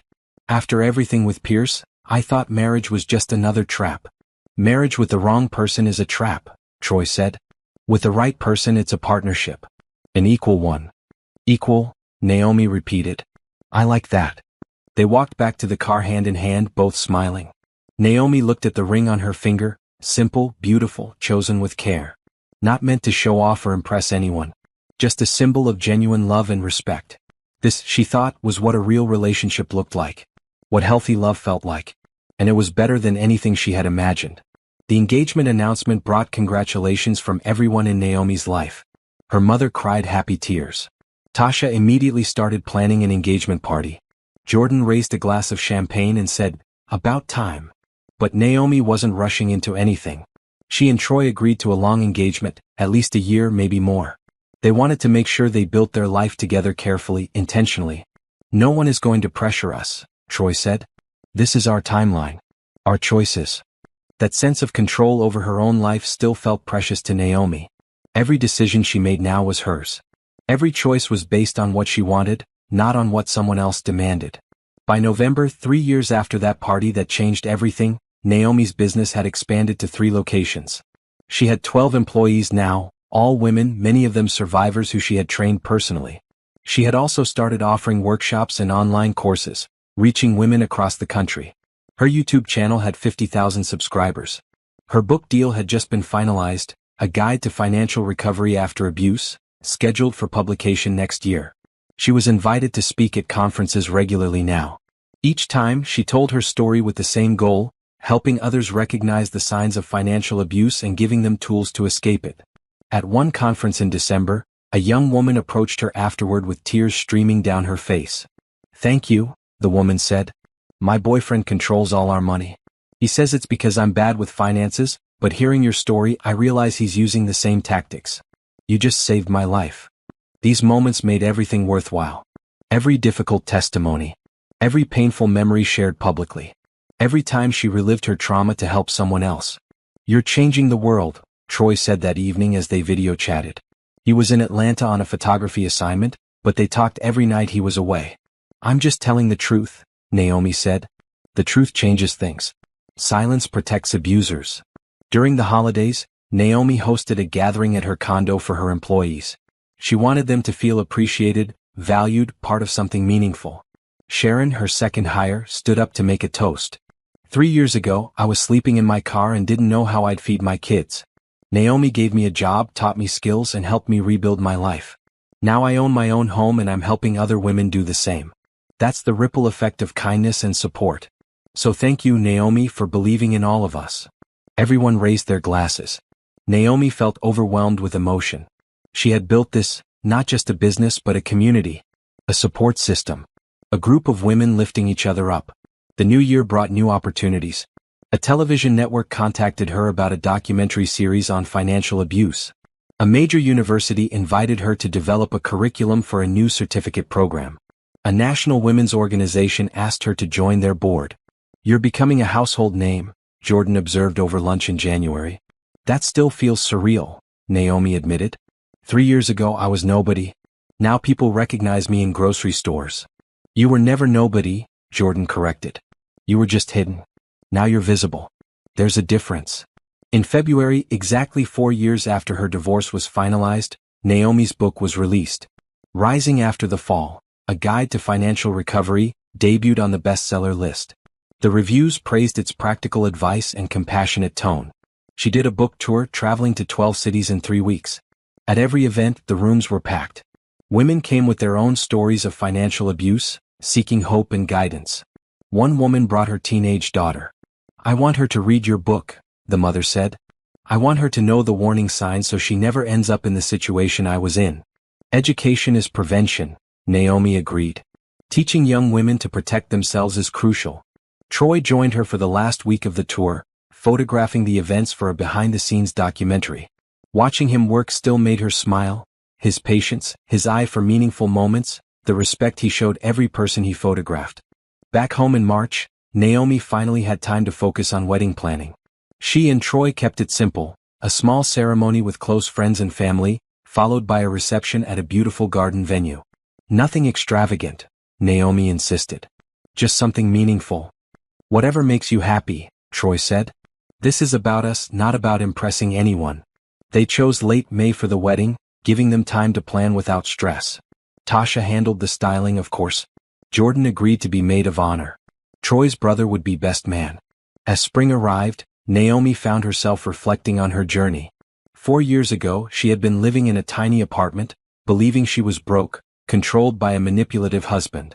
She had felt small, powerless, trapped. Now she owned a thriving business. She had published a best-selling book. She was engaged to a kind, supportive partner.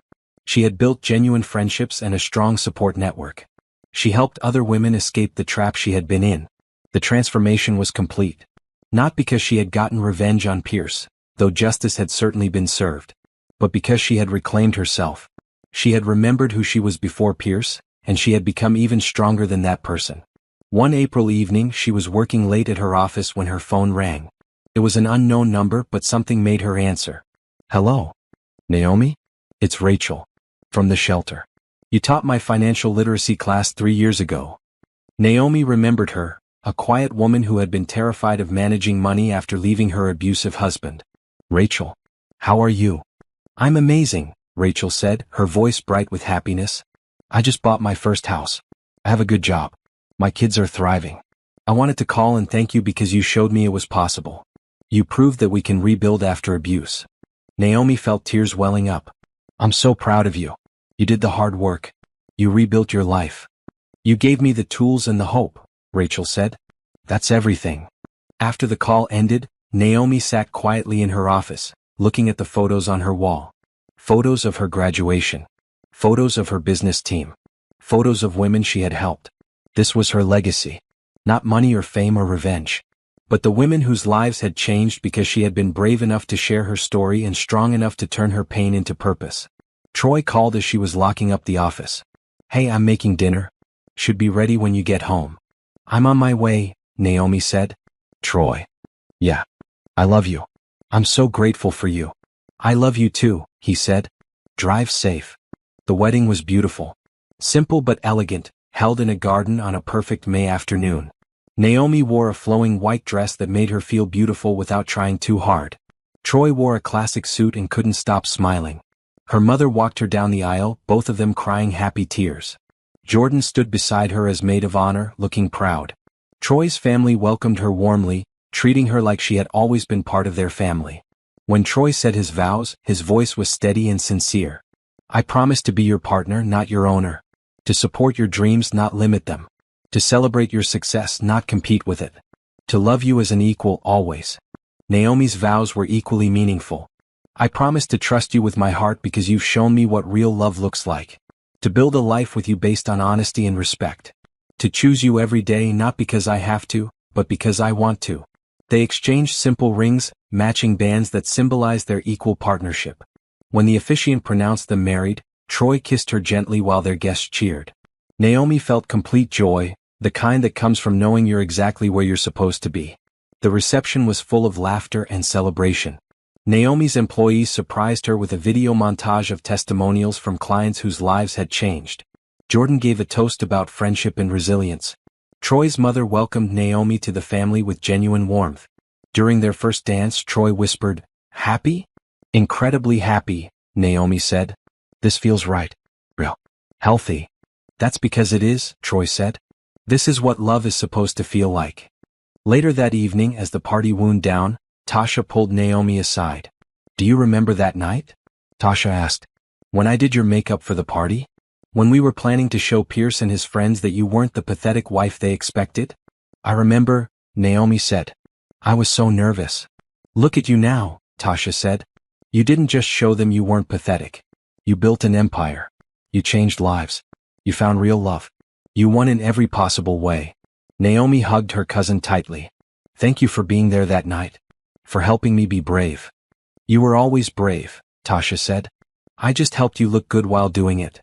Naomi and Troy left for their honeymoon the next day, 2 weeks in Greece, wandering through ancient ruins, swimming in crystal clear water, eating amazing food, and simply enjoying being together. One evening, sitting on a terrace overlooking the sea, Troy took her hand.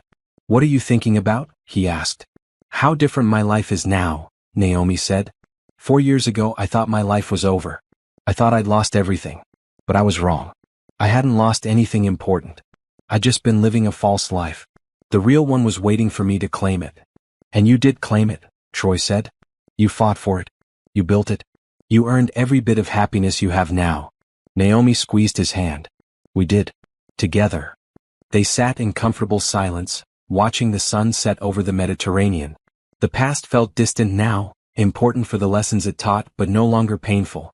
The future felt bright, full of possibility. Naomi had learned the most important lesson of all: her value didn't come from anyone else. Not from a husband or a relationship or external validation. It came from within herself, from her own strength and resilience and determination. Pierce had tried to convince her she was worthless. He had failed. She had proven him wrong in the most powerful way possible, by becoming exactly who she was meant to be. And that victory was permanent. No one could ever take it away. Returning from the honeymoon felt like coming home to a life Naomi had built with her own hands. She and Troy moved into a house together, not a mansion, but a comfortable home with space for both of them to work, a garden for growing vegetables and a guest room for when family visited. The transition from independent single woman to married life was surprisingly easy. Troy respected her space and autonomy. They made decisions together as true partners. When disagreements arose, they talked through them calmly without anyone trying to control or manipulate. "This is what healthy looks like," Naomi's therapist said during a check-in session. "You've built a relationship based on mutual respect and equality. That's exactly what you deserved all along." By June, Naomi's business had grown so much she needed to hire an operations manager. She chose a woman named Bethany who had experience in nonprofit management and shared Naomi's passion for helping abuse survivors. "I want to make sure we never lose sight of our mission," Naomi told Bethany during her first week. "Yes, we're a business and we need to be profitable. But our real purpose is changing lives. That always comes first. That's why I wanted to work here," Bethany said. "I've worked for a lot of companies that talked about making a difference. This is the first one that actually does." With Bethany handling operations, Naomi had more time to focus on expanding their impact. She developed partnerships with domestic violence shelters across the country, offering free financial literacy training to their residents. She created scholarship programs to help women pay for financial education. She also started a podcast called Rising Up, where she interviewed other women who had survived and thrived after abuse. The stories were powerful: women who had lost everything and rebuilt better lives, women who had turned trauma into advocacy, women who refused to stay victims. The podcast became surprisingly popular, regularly hitting the top 10 in the self-improvement category. Listeners sent messages thanking her for creating space for these conversations. One message particularly moved her: "I've been out of my abusive marriage for 5 years, but I still felt ashamed about what happened to me. Listening to your podcast, hearing other women's stories, I realized I'm not alone and I have nothing to be ashamed of. Thank you for breaking the silence. You're giving people permission to tell their truth," Troy observed one evening as they cooked dinner together. "That's powerful." In August, Naomi was invited to testify before a congressional committee about financial abuse and needed policy changes. She was nervous. Speaking to elected officials felt more intimidating than any conference presentation. But when she sat before the committee, she found her voice. "Financial abuse is the least discussed but most common form of domestic abuse," she told them. 98% of abuse cases involve some form of financial control. But we rarely talk about it and we have almost no legal protections for victims. She presented specific policy recommendations: better access to credit repair for abuse survivors, penalties for partners who hide assets, protection for victims trying to rebuild their financial lives. Several committee members asked thoughtful questions. One congresswoman thanked her for her testimony, saying, "We need more voices like yours in these conversations. You're creating real change." The testimony aired on C-SPAN and was covered by several news outlets. Naomi's phone exploded with interview requests and speaking invitations. "You're officially influential now," Jordan joked. "How does it feel?" "Overwhelming," Naomi admitted. "But important. If I have a platform, I should use it." In September, she launched a fellowship program, training other survivors to become financial consultants and coaches. She wanted to create more advocates, more women who could help others rebuild. The first cohort of fellows included 12 women from across the country. They spent 3 months learning financial counseling, trauma-informed support, and business development. Naomi taught many of the classes herself, sharing everything she had learned. At the graduation ceremony in December, one fellow named Teresa gave a speech. "A year ago, I was living in a shelter with my 2 kids, feeling hopeless. Today, I'm launching my own consulting practice to help other women. Naomi didn't just give me skills, she gave me proof that transformation is possible. Now I'm going to do the same for others." Naomi sat in the audience crying happy tears. This was what success looked like, not her own achievements, but the ripple effect of creating opportunities for others.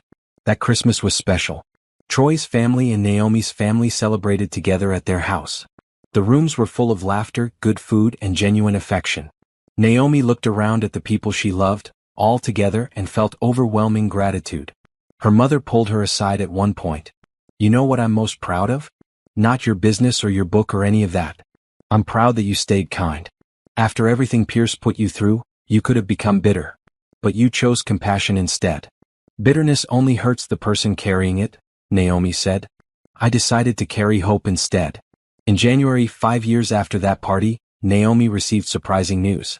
Pierce was being released early from prison. He had served 5 years of his 12-year sentence and earned early release for good behavior and participation in counseling programs. Naomi felt her stomach clench when Jordan told her. Is he allowed to contact me? No. There's a restraining order in place from your divorce. He can't come near you or communicate with you in any way. Good, Naomi said. I don't want anything to do with him. But part of her wondered if she would run into him. Their city wasn't that large. Eventually their paths might cross. She decided not to worry about it. Pierce was his own problem now. She had built a life he wasn't part of. In February it happened. She was having coffee at a cafe near her office when she saw him walk in. He looked older, thinner, wearing cheap clothes that hung on his frame. He looked like someone who had spent years in prison. Their eyes met across the cafe. Pierce's face showed recognition, then shame. He turned to leave. Pierce, Naomi called. She surprised herself. He turned back, uncertain. You can stay, she said. The world is big enough for both of us. Pierce nodded slowly. Thank you. His voice was rough, like he didn't use it much. He got his coffee and sat at a table on the opposite side of the cafe. They didn't speak again. But Naomi noticed he looked diminished, defeated. Not like the confident manipulator she had married. When she told Troy about it later, he asked how she felt. Neutral, Naomi said. He's just a person who made terrible choices. I don't hate him. I don't fear him. Nothing. He's irrelevant to my life. That's healthy, Troy said. You've truly moved on. Naomi thought about that. She had moved on. Not by forgetting what happened or pretending it didn't matter. But by building something so much better that the past simply didn't have power over her anymore. In March, her second book was published. This one focused on helping women start businesses after crisis. It sold even better than the first, debuting at number 3 on the bestseller list. She was invited on morning talk shows, podcasts, and news programs. Each time, she emphasized the same message. Recovery is possible, but it requires support systems, resources, and women refusing to stay silent. You've become the voice for survivors everywhere, one interviewer said. I'm one voice among many, Naomi corrected. There are thousands of women telling their stories. I'm just lucky enough to have a platform. By April, her business had grown to 5 locations with 35 employees. She was considering expanding to other states. Investment firms were approaching her about franchising opportunities. You could build a national empire, Bethany said during a strategy meeting. Maybe, Naomi said. But I want to make sure we grow thoughtfully.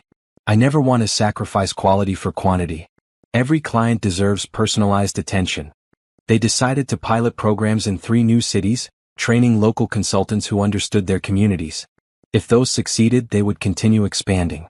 In May, Naomi celebrated her 2nd wedding anniversary with Troy. They took a long weekend in the mountains, hiking and disconnecting from phones and work. Are you happy?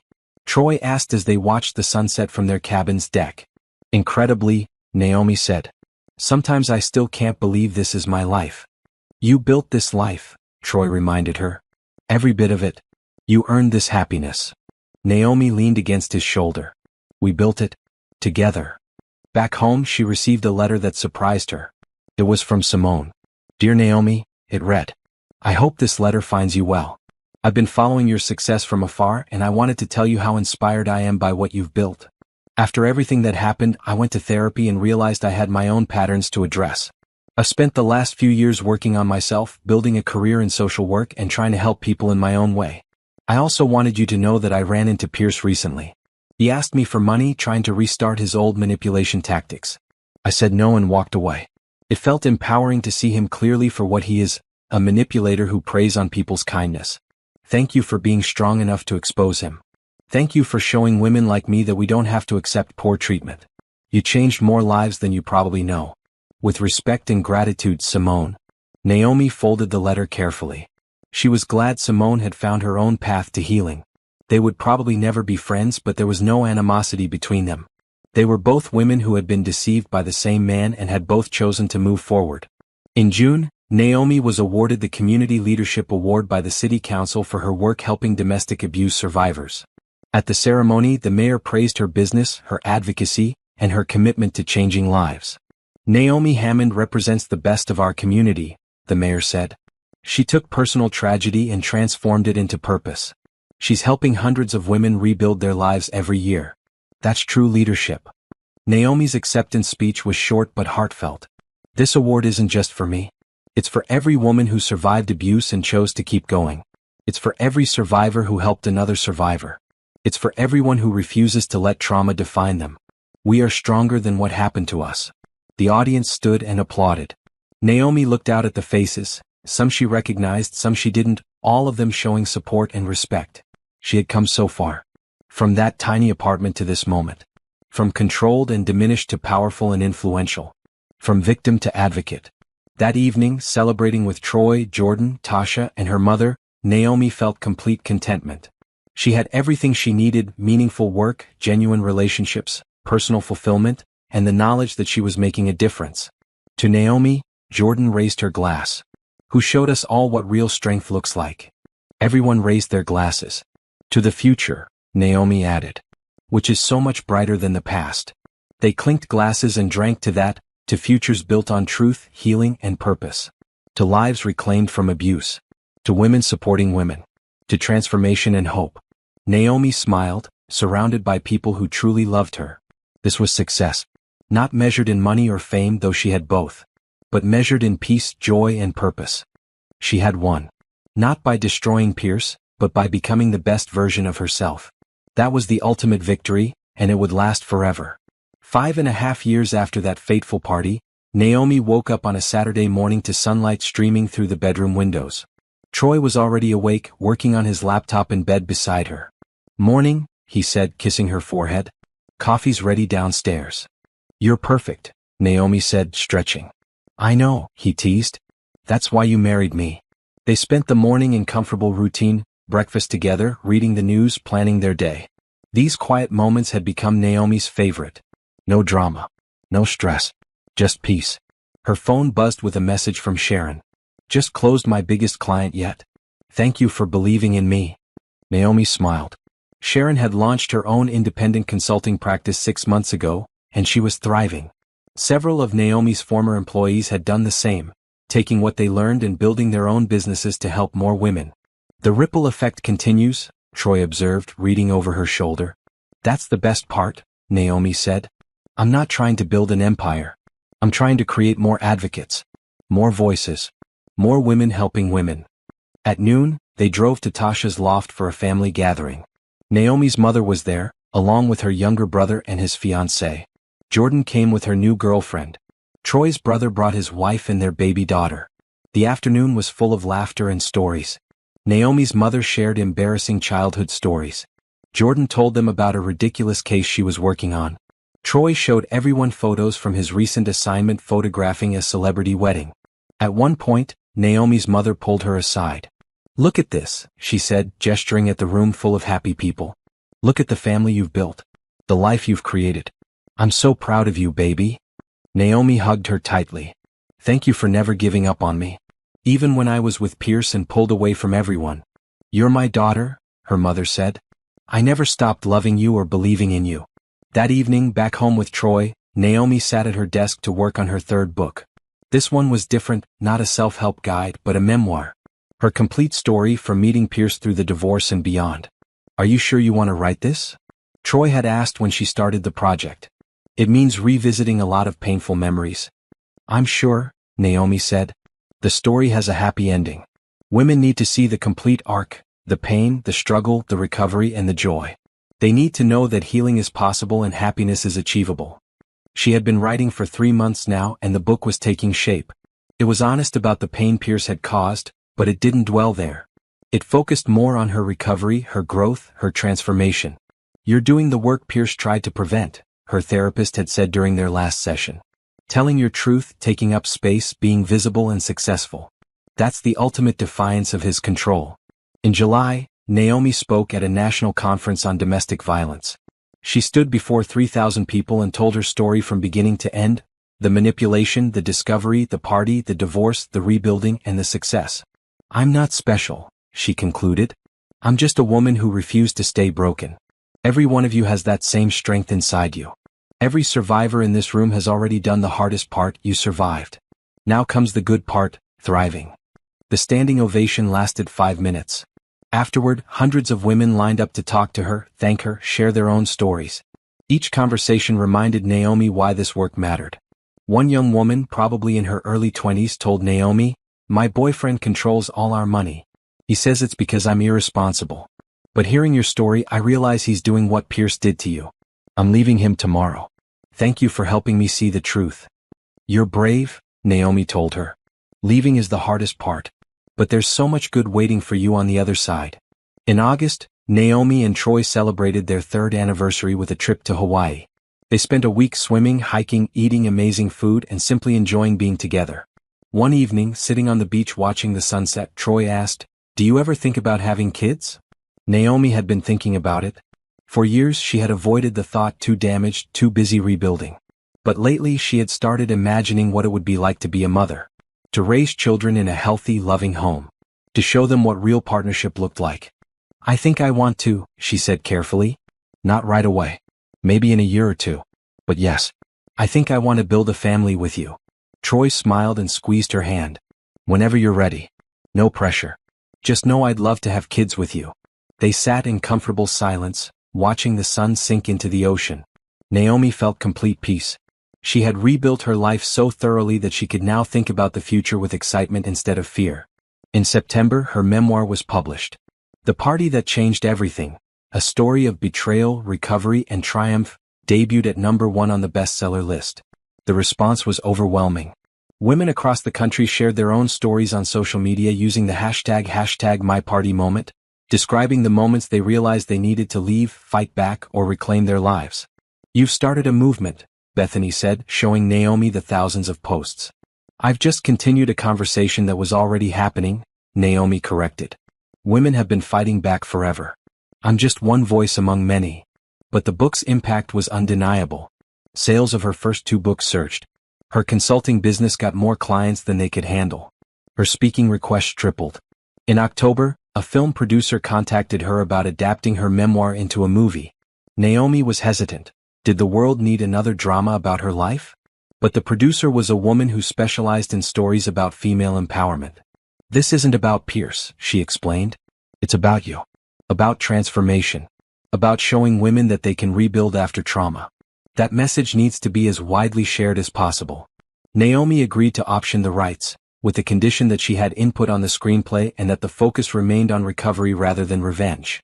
In November, she received an unexpected phone call. It was from a television network executive. "We're launching a new show about financial empowerment and independence," the executive explained. "It's essentially helping people take control of their finances and rebuild after crisis. We think you'd be the perfect host." Naomi was intrigued but cautious. "I'm not interested in exploiting people's problems for entertainment." "That's exactly why we want you," the executive said. "We want someone who approaches this work with integrity and genuine compassion. Someone who understands trauma and recovery. That's you." She agreed to pilot 1 episode. If it felt exploitative or disrespectful to the people they helped, she would walk away. But if it genuinely helped people, she would consider continuing. The pilot filmed in January, 6 years after the party. They worked with a single mother named Keisha. Wait, no, Naomi had been told not to use that name. They worked with a single mother named Diana who was struggling to rebuild her finances after leaving an abusive relationship. Over the course of the episode, Naomi helped Diana create a budget, open her own bank account, build credit, and develop a 5-year financial plan. By the end, Diana was crying happy tears. "You showed me I can do this," Diana said. "I thought I was too stupid to handle money. But I'm not. I just never had anyone teach me." "You were never stupid," Naomi said firmly. "You were deliberately kept in the dark. That's not the same thing." The network loved the pilot. They ordered a full season, 10 episodes of helping people take control of their financial lives.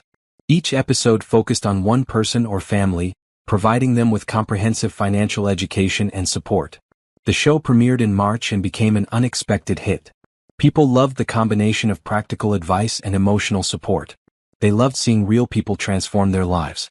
And they loved Naomi's direct, compassionate approach. "You're famous now," Tasha said. "Like actually famous. I saw someone watching your show at the gym." That's surreal, Naomi admitted. I never wanted to be famous. I just wanted to help people. You're doing both, Tasha said. And you're using fame responsibly. That's rare. In April, Naomi turned 35. Troy threw her a surprise birthday party at their house. All the important people in her life were there: family, friends, colleagues, clients she had helped over the years. During the party, Sharon stood up to make a toast. 6 years ago, Naomi was rebuilding her own life. Today, she's helping thousands of women rebuild theirs. She turned personal pain into global purpose. She's proof that trauma doesn't have to define us. So here's to Naomi, the strongest, kindest, most inspiring person I know.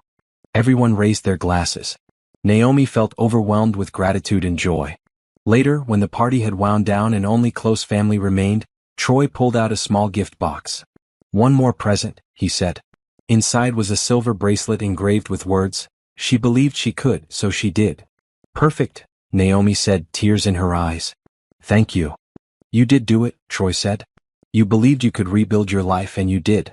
You believed you could help others and you did. You believed you deserved happiness and look at everything you have now." Naomi kissed him. "We did it. Together." In May, she spoke at her old university's graduation ceremony. Standing at the podium looking at thousands of graduates and their families, she felt nervous but prepared. "When I was your age," she began, "I thought I had everything figured out. Then life happened. Betrayal happened. Loss happened. For a while I thought my life was over. But it wasn't over. It was just beginning in a different way than I had planned." She told the graduates about resilience, about adaptation, about turning setbacks into opportunities. She told them that success wasn't a straight line, that failure and struggle were part of every meaningful journey. "The measure of your life isn't what happens to you," she concluded. "It's what you do with what happens. You get to choose your response. You get to choose your path forward. Choose courage. Choose kindness. Choose to keep going. I promise you it's worth it." The applause was thunderous. Several graduates cried.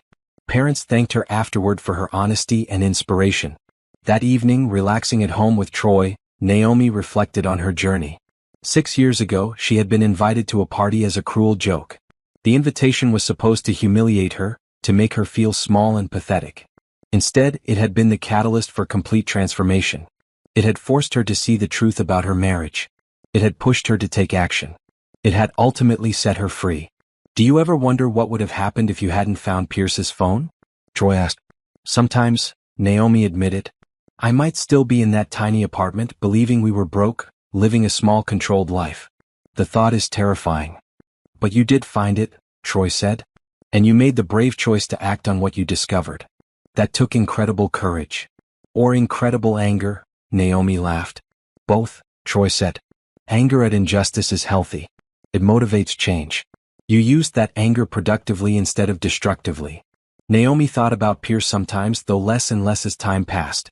She had heard through the grapevine that he was working a basic job and living in a small apartment. Ironically, a life similar to the one he had forced her to live. She felt no satisfaction in his reduced circumstances. She just felt neutral. He was a person who had made terrible choices and faced consequences. His life was his responsibility now, not her concern. Her own life was full and meaningful. She had everything she had once dreamed of: fulfilling work, genuine love, financial security, strong friendships, and the deep satisfaction of knowing she made a difference. In June, the television network renewed her show for 2 more seasons. The movie adaptation of her memoir was greenlit for production. Her consulting business opened its 10th location. "You're building a legacy," Jordan said over dinner one evening. "I'm just living my life," Naomi said. "A good life. The life I always deserved but didn't know how to claim." "You know what I think?" her mother said. "I think Pierce did you a favor. Not intentionally, obviously. But by being so terrible, he forced you to become strong. By trying to make you small, he pushed you to become huge. By attempting to destroy you, he accidentally helped you become unstoppable." Naomi considered that. "I'd rather have learned these lessons a different way. But I can't change the past. I can only build the future." "And what a future you're building," her mother said proudly. In July, Naomi and Troy started trying to have a baby. They approached it thoughtfully, discussing expectations and fears. Naomi worried about being a mother after coming from an abusive relationship, but her therapist reassured her. "You know what abuse looks like," the therapist said. "Which means you'll be vigilant about creating a healthy environment. You'll raise children who understand consent, boundaries, and respect. That awareness makes you a better parent, not a worse one. By October, Naomi was pregnant. She and Troy were thrilled and slightly terrified. They spent months preparing, taking parenting classes, reading books, talking to other parents. "We're going to be great at this," Troy said, his hand on her growing belly. "We're going to make mistakes," Naomi corrected. "But we'll figure it out together. That's what matters." In February, 7 years after that party, Naomi gave birth to a healthy baby girl. They named her Hope, because hope was what had carried Naomi through the darkest times. Holding her daughter in the hospital, Naomi felt overwhelming love and determination. She would raise this child to be strong, independent, confident. She would teach her daughter about healthy relationships, financial literacy, and self-worth. She would show her by example what it meant to be a woman who refused to be controlled or diminished. "Hello, Hope," Naomi whispered. "You're going to have such an amazing life. I promise you that." Troy stood beside them, taking photos, crying happy tears. "She's perfect. You're perfect. This is perfect." Over the next months, Naomi adjusted to motherhood while continuing her work. She took maternity leave from the television show but continued consulting part-time and writing her next book during nap times. It was exhausting but fulfilling. She had worried about losing herself in motherhood the way she had lost herself in her marriage to Pierce. But this was completely different. She was choosing motherhood. She had support. She maintained her own identity while embracing this new role. By Hope's first birthday, Naomi had found a balance between motherhood, marriage, and career. She had hired a nanny for work hours, involved family in childcare, and set clear boundaries about her time. "You're doing amazing," Sharon said, visiting with her own kids. "You're showing all of us it's possible to have everything: career, family, personal fulfillment. You're proving women don't have to sacrifice one part of themselves to have another." Naomi looked at Hope playing on the floor with the other children and felt deep contentment. She had built this life, this beautiful, healthy, fulfilling life, from the ashes of betrayal and pain. She thought about that party 7 years ago. Walking into that penthouse in her borrowed dress, facing Pierce and his mistress, announcing her divorce in front of strangers. That moment had felt terrifying. But it had been the beginning of everything good. The moment she took back her power. The moment she chose herself. The moment she decided she deserved better. Everything since then, the business, the books, the show, the advocacy, the genuine love, the family, all of it flowed from that single brave decision to walk into that party and refuse to be humiliated. Pierce had invited her to a party as a joke. He had expected her to be the entertainment, the pathetic broke wife who everyone could laugh at. Instead, she had walked in stunning and confident. She had exposed his lies. She had destroyed his perfect double life. She had walked out with her dignity intact and her future secured. But more than that, she had walked out free. Free to become whoever she wanted to be. Free to build whatever life she chose. Free to help others find their own freedom. That was the real victory. Not revenge. Not money. Not fame. But freedom. As Naomi sat on the floor playing with her daughter, surrounded by friends and family in the beautiful home she shared with her loving husband, she felt nothing but gratitude. The party invitation that was meant to destroy her had instead set her free. The cruelty that was supposed to break her had instead forged her into something stronger. She had won. Completely. Permanently.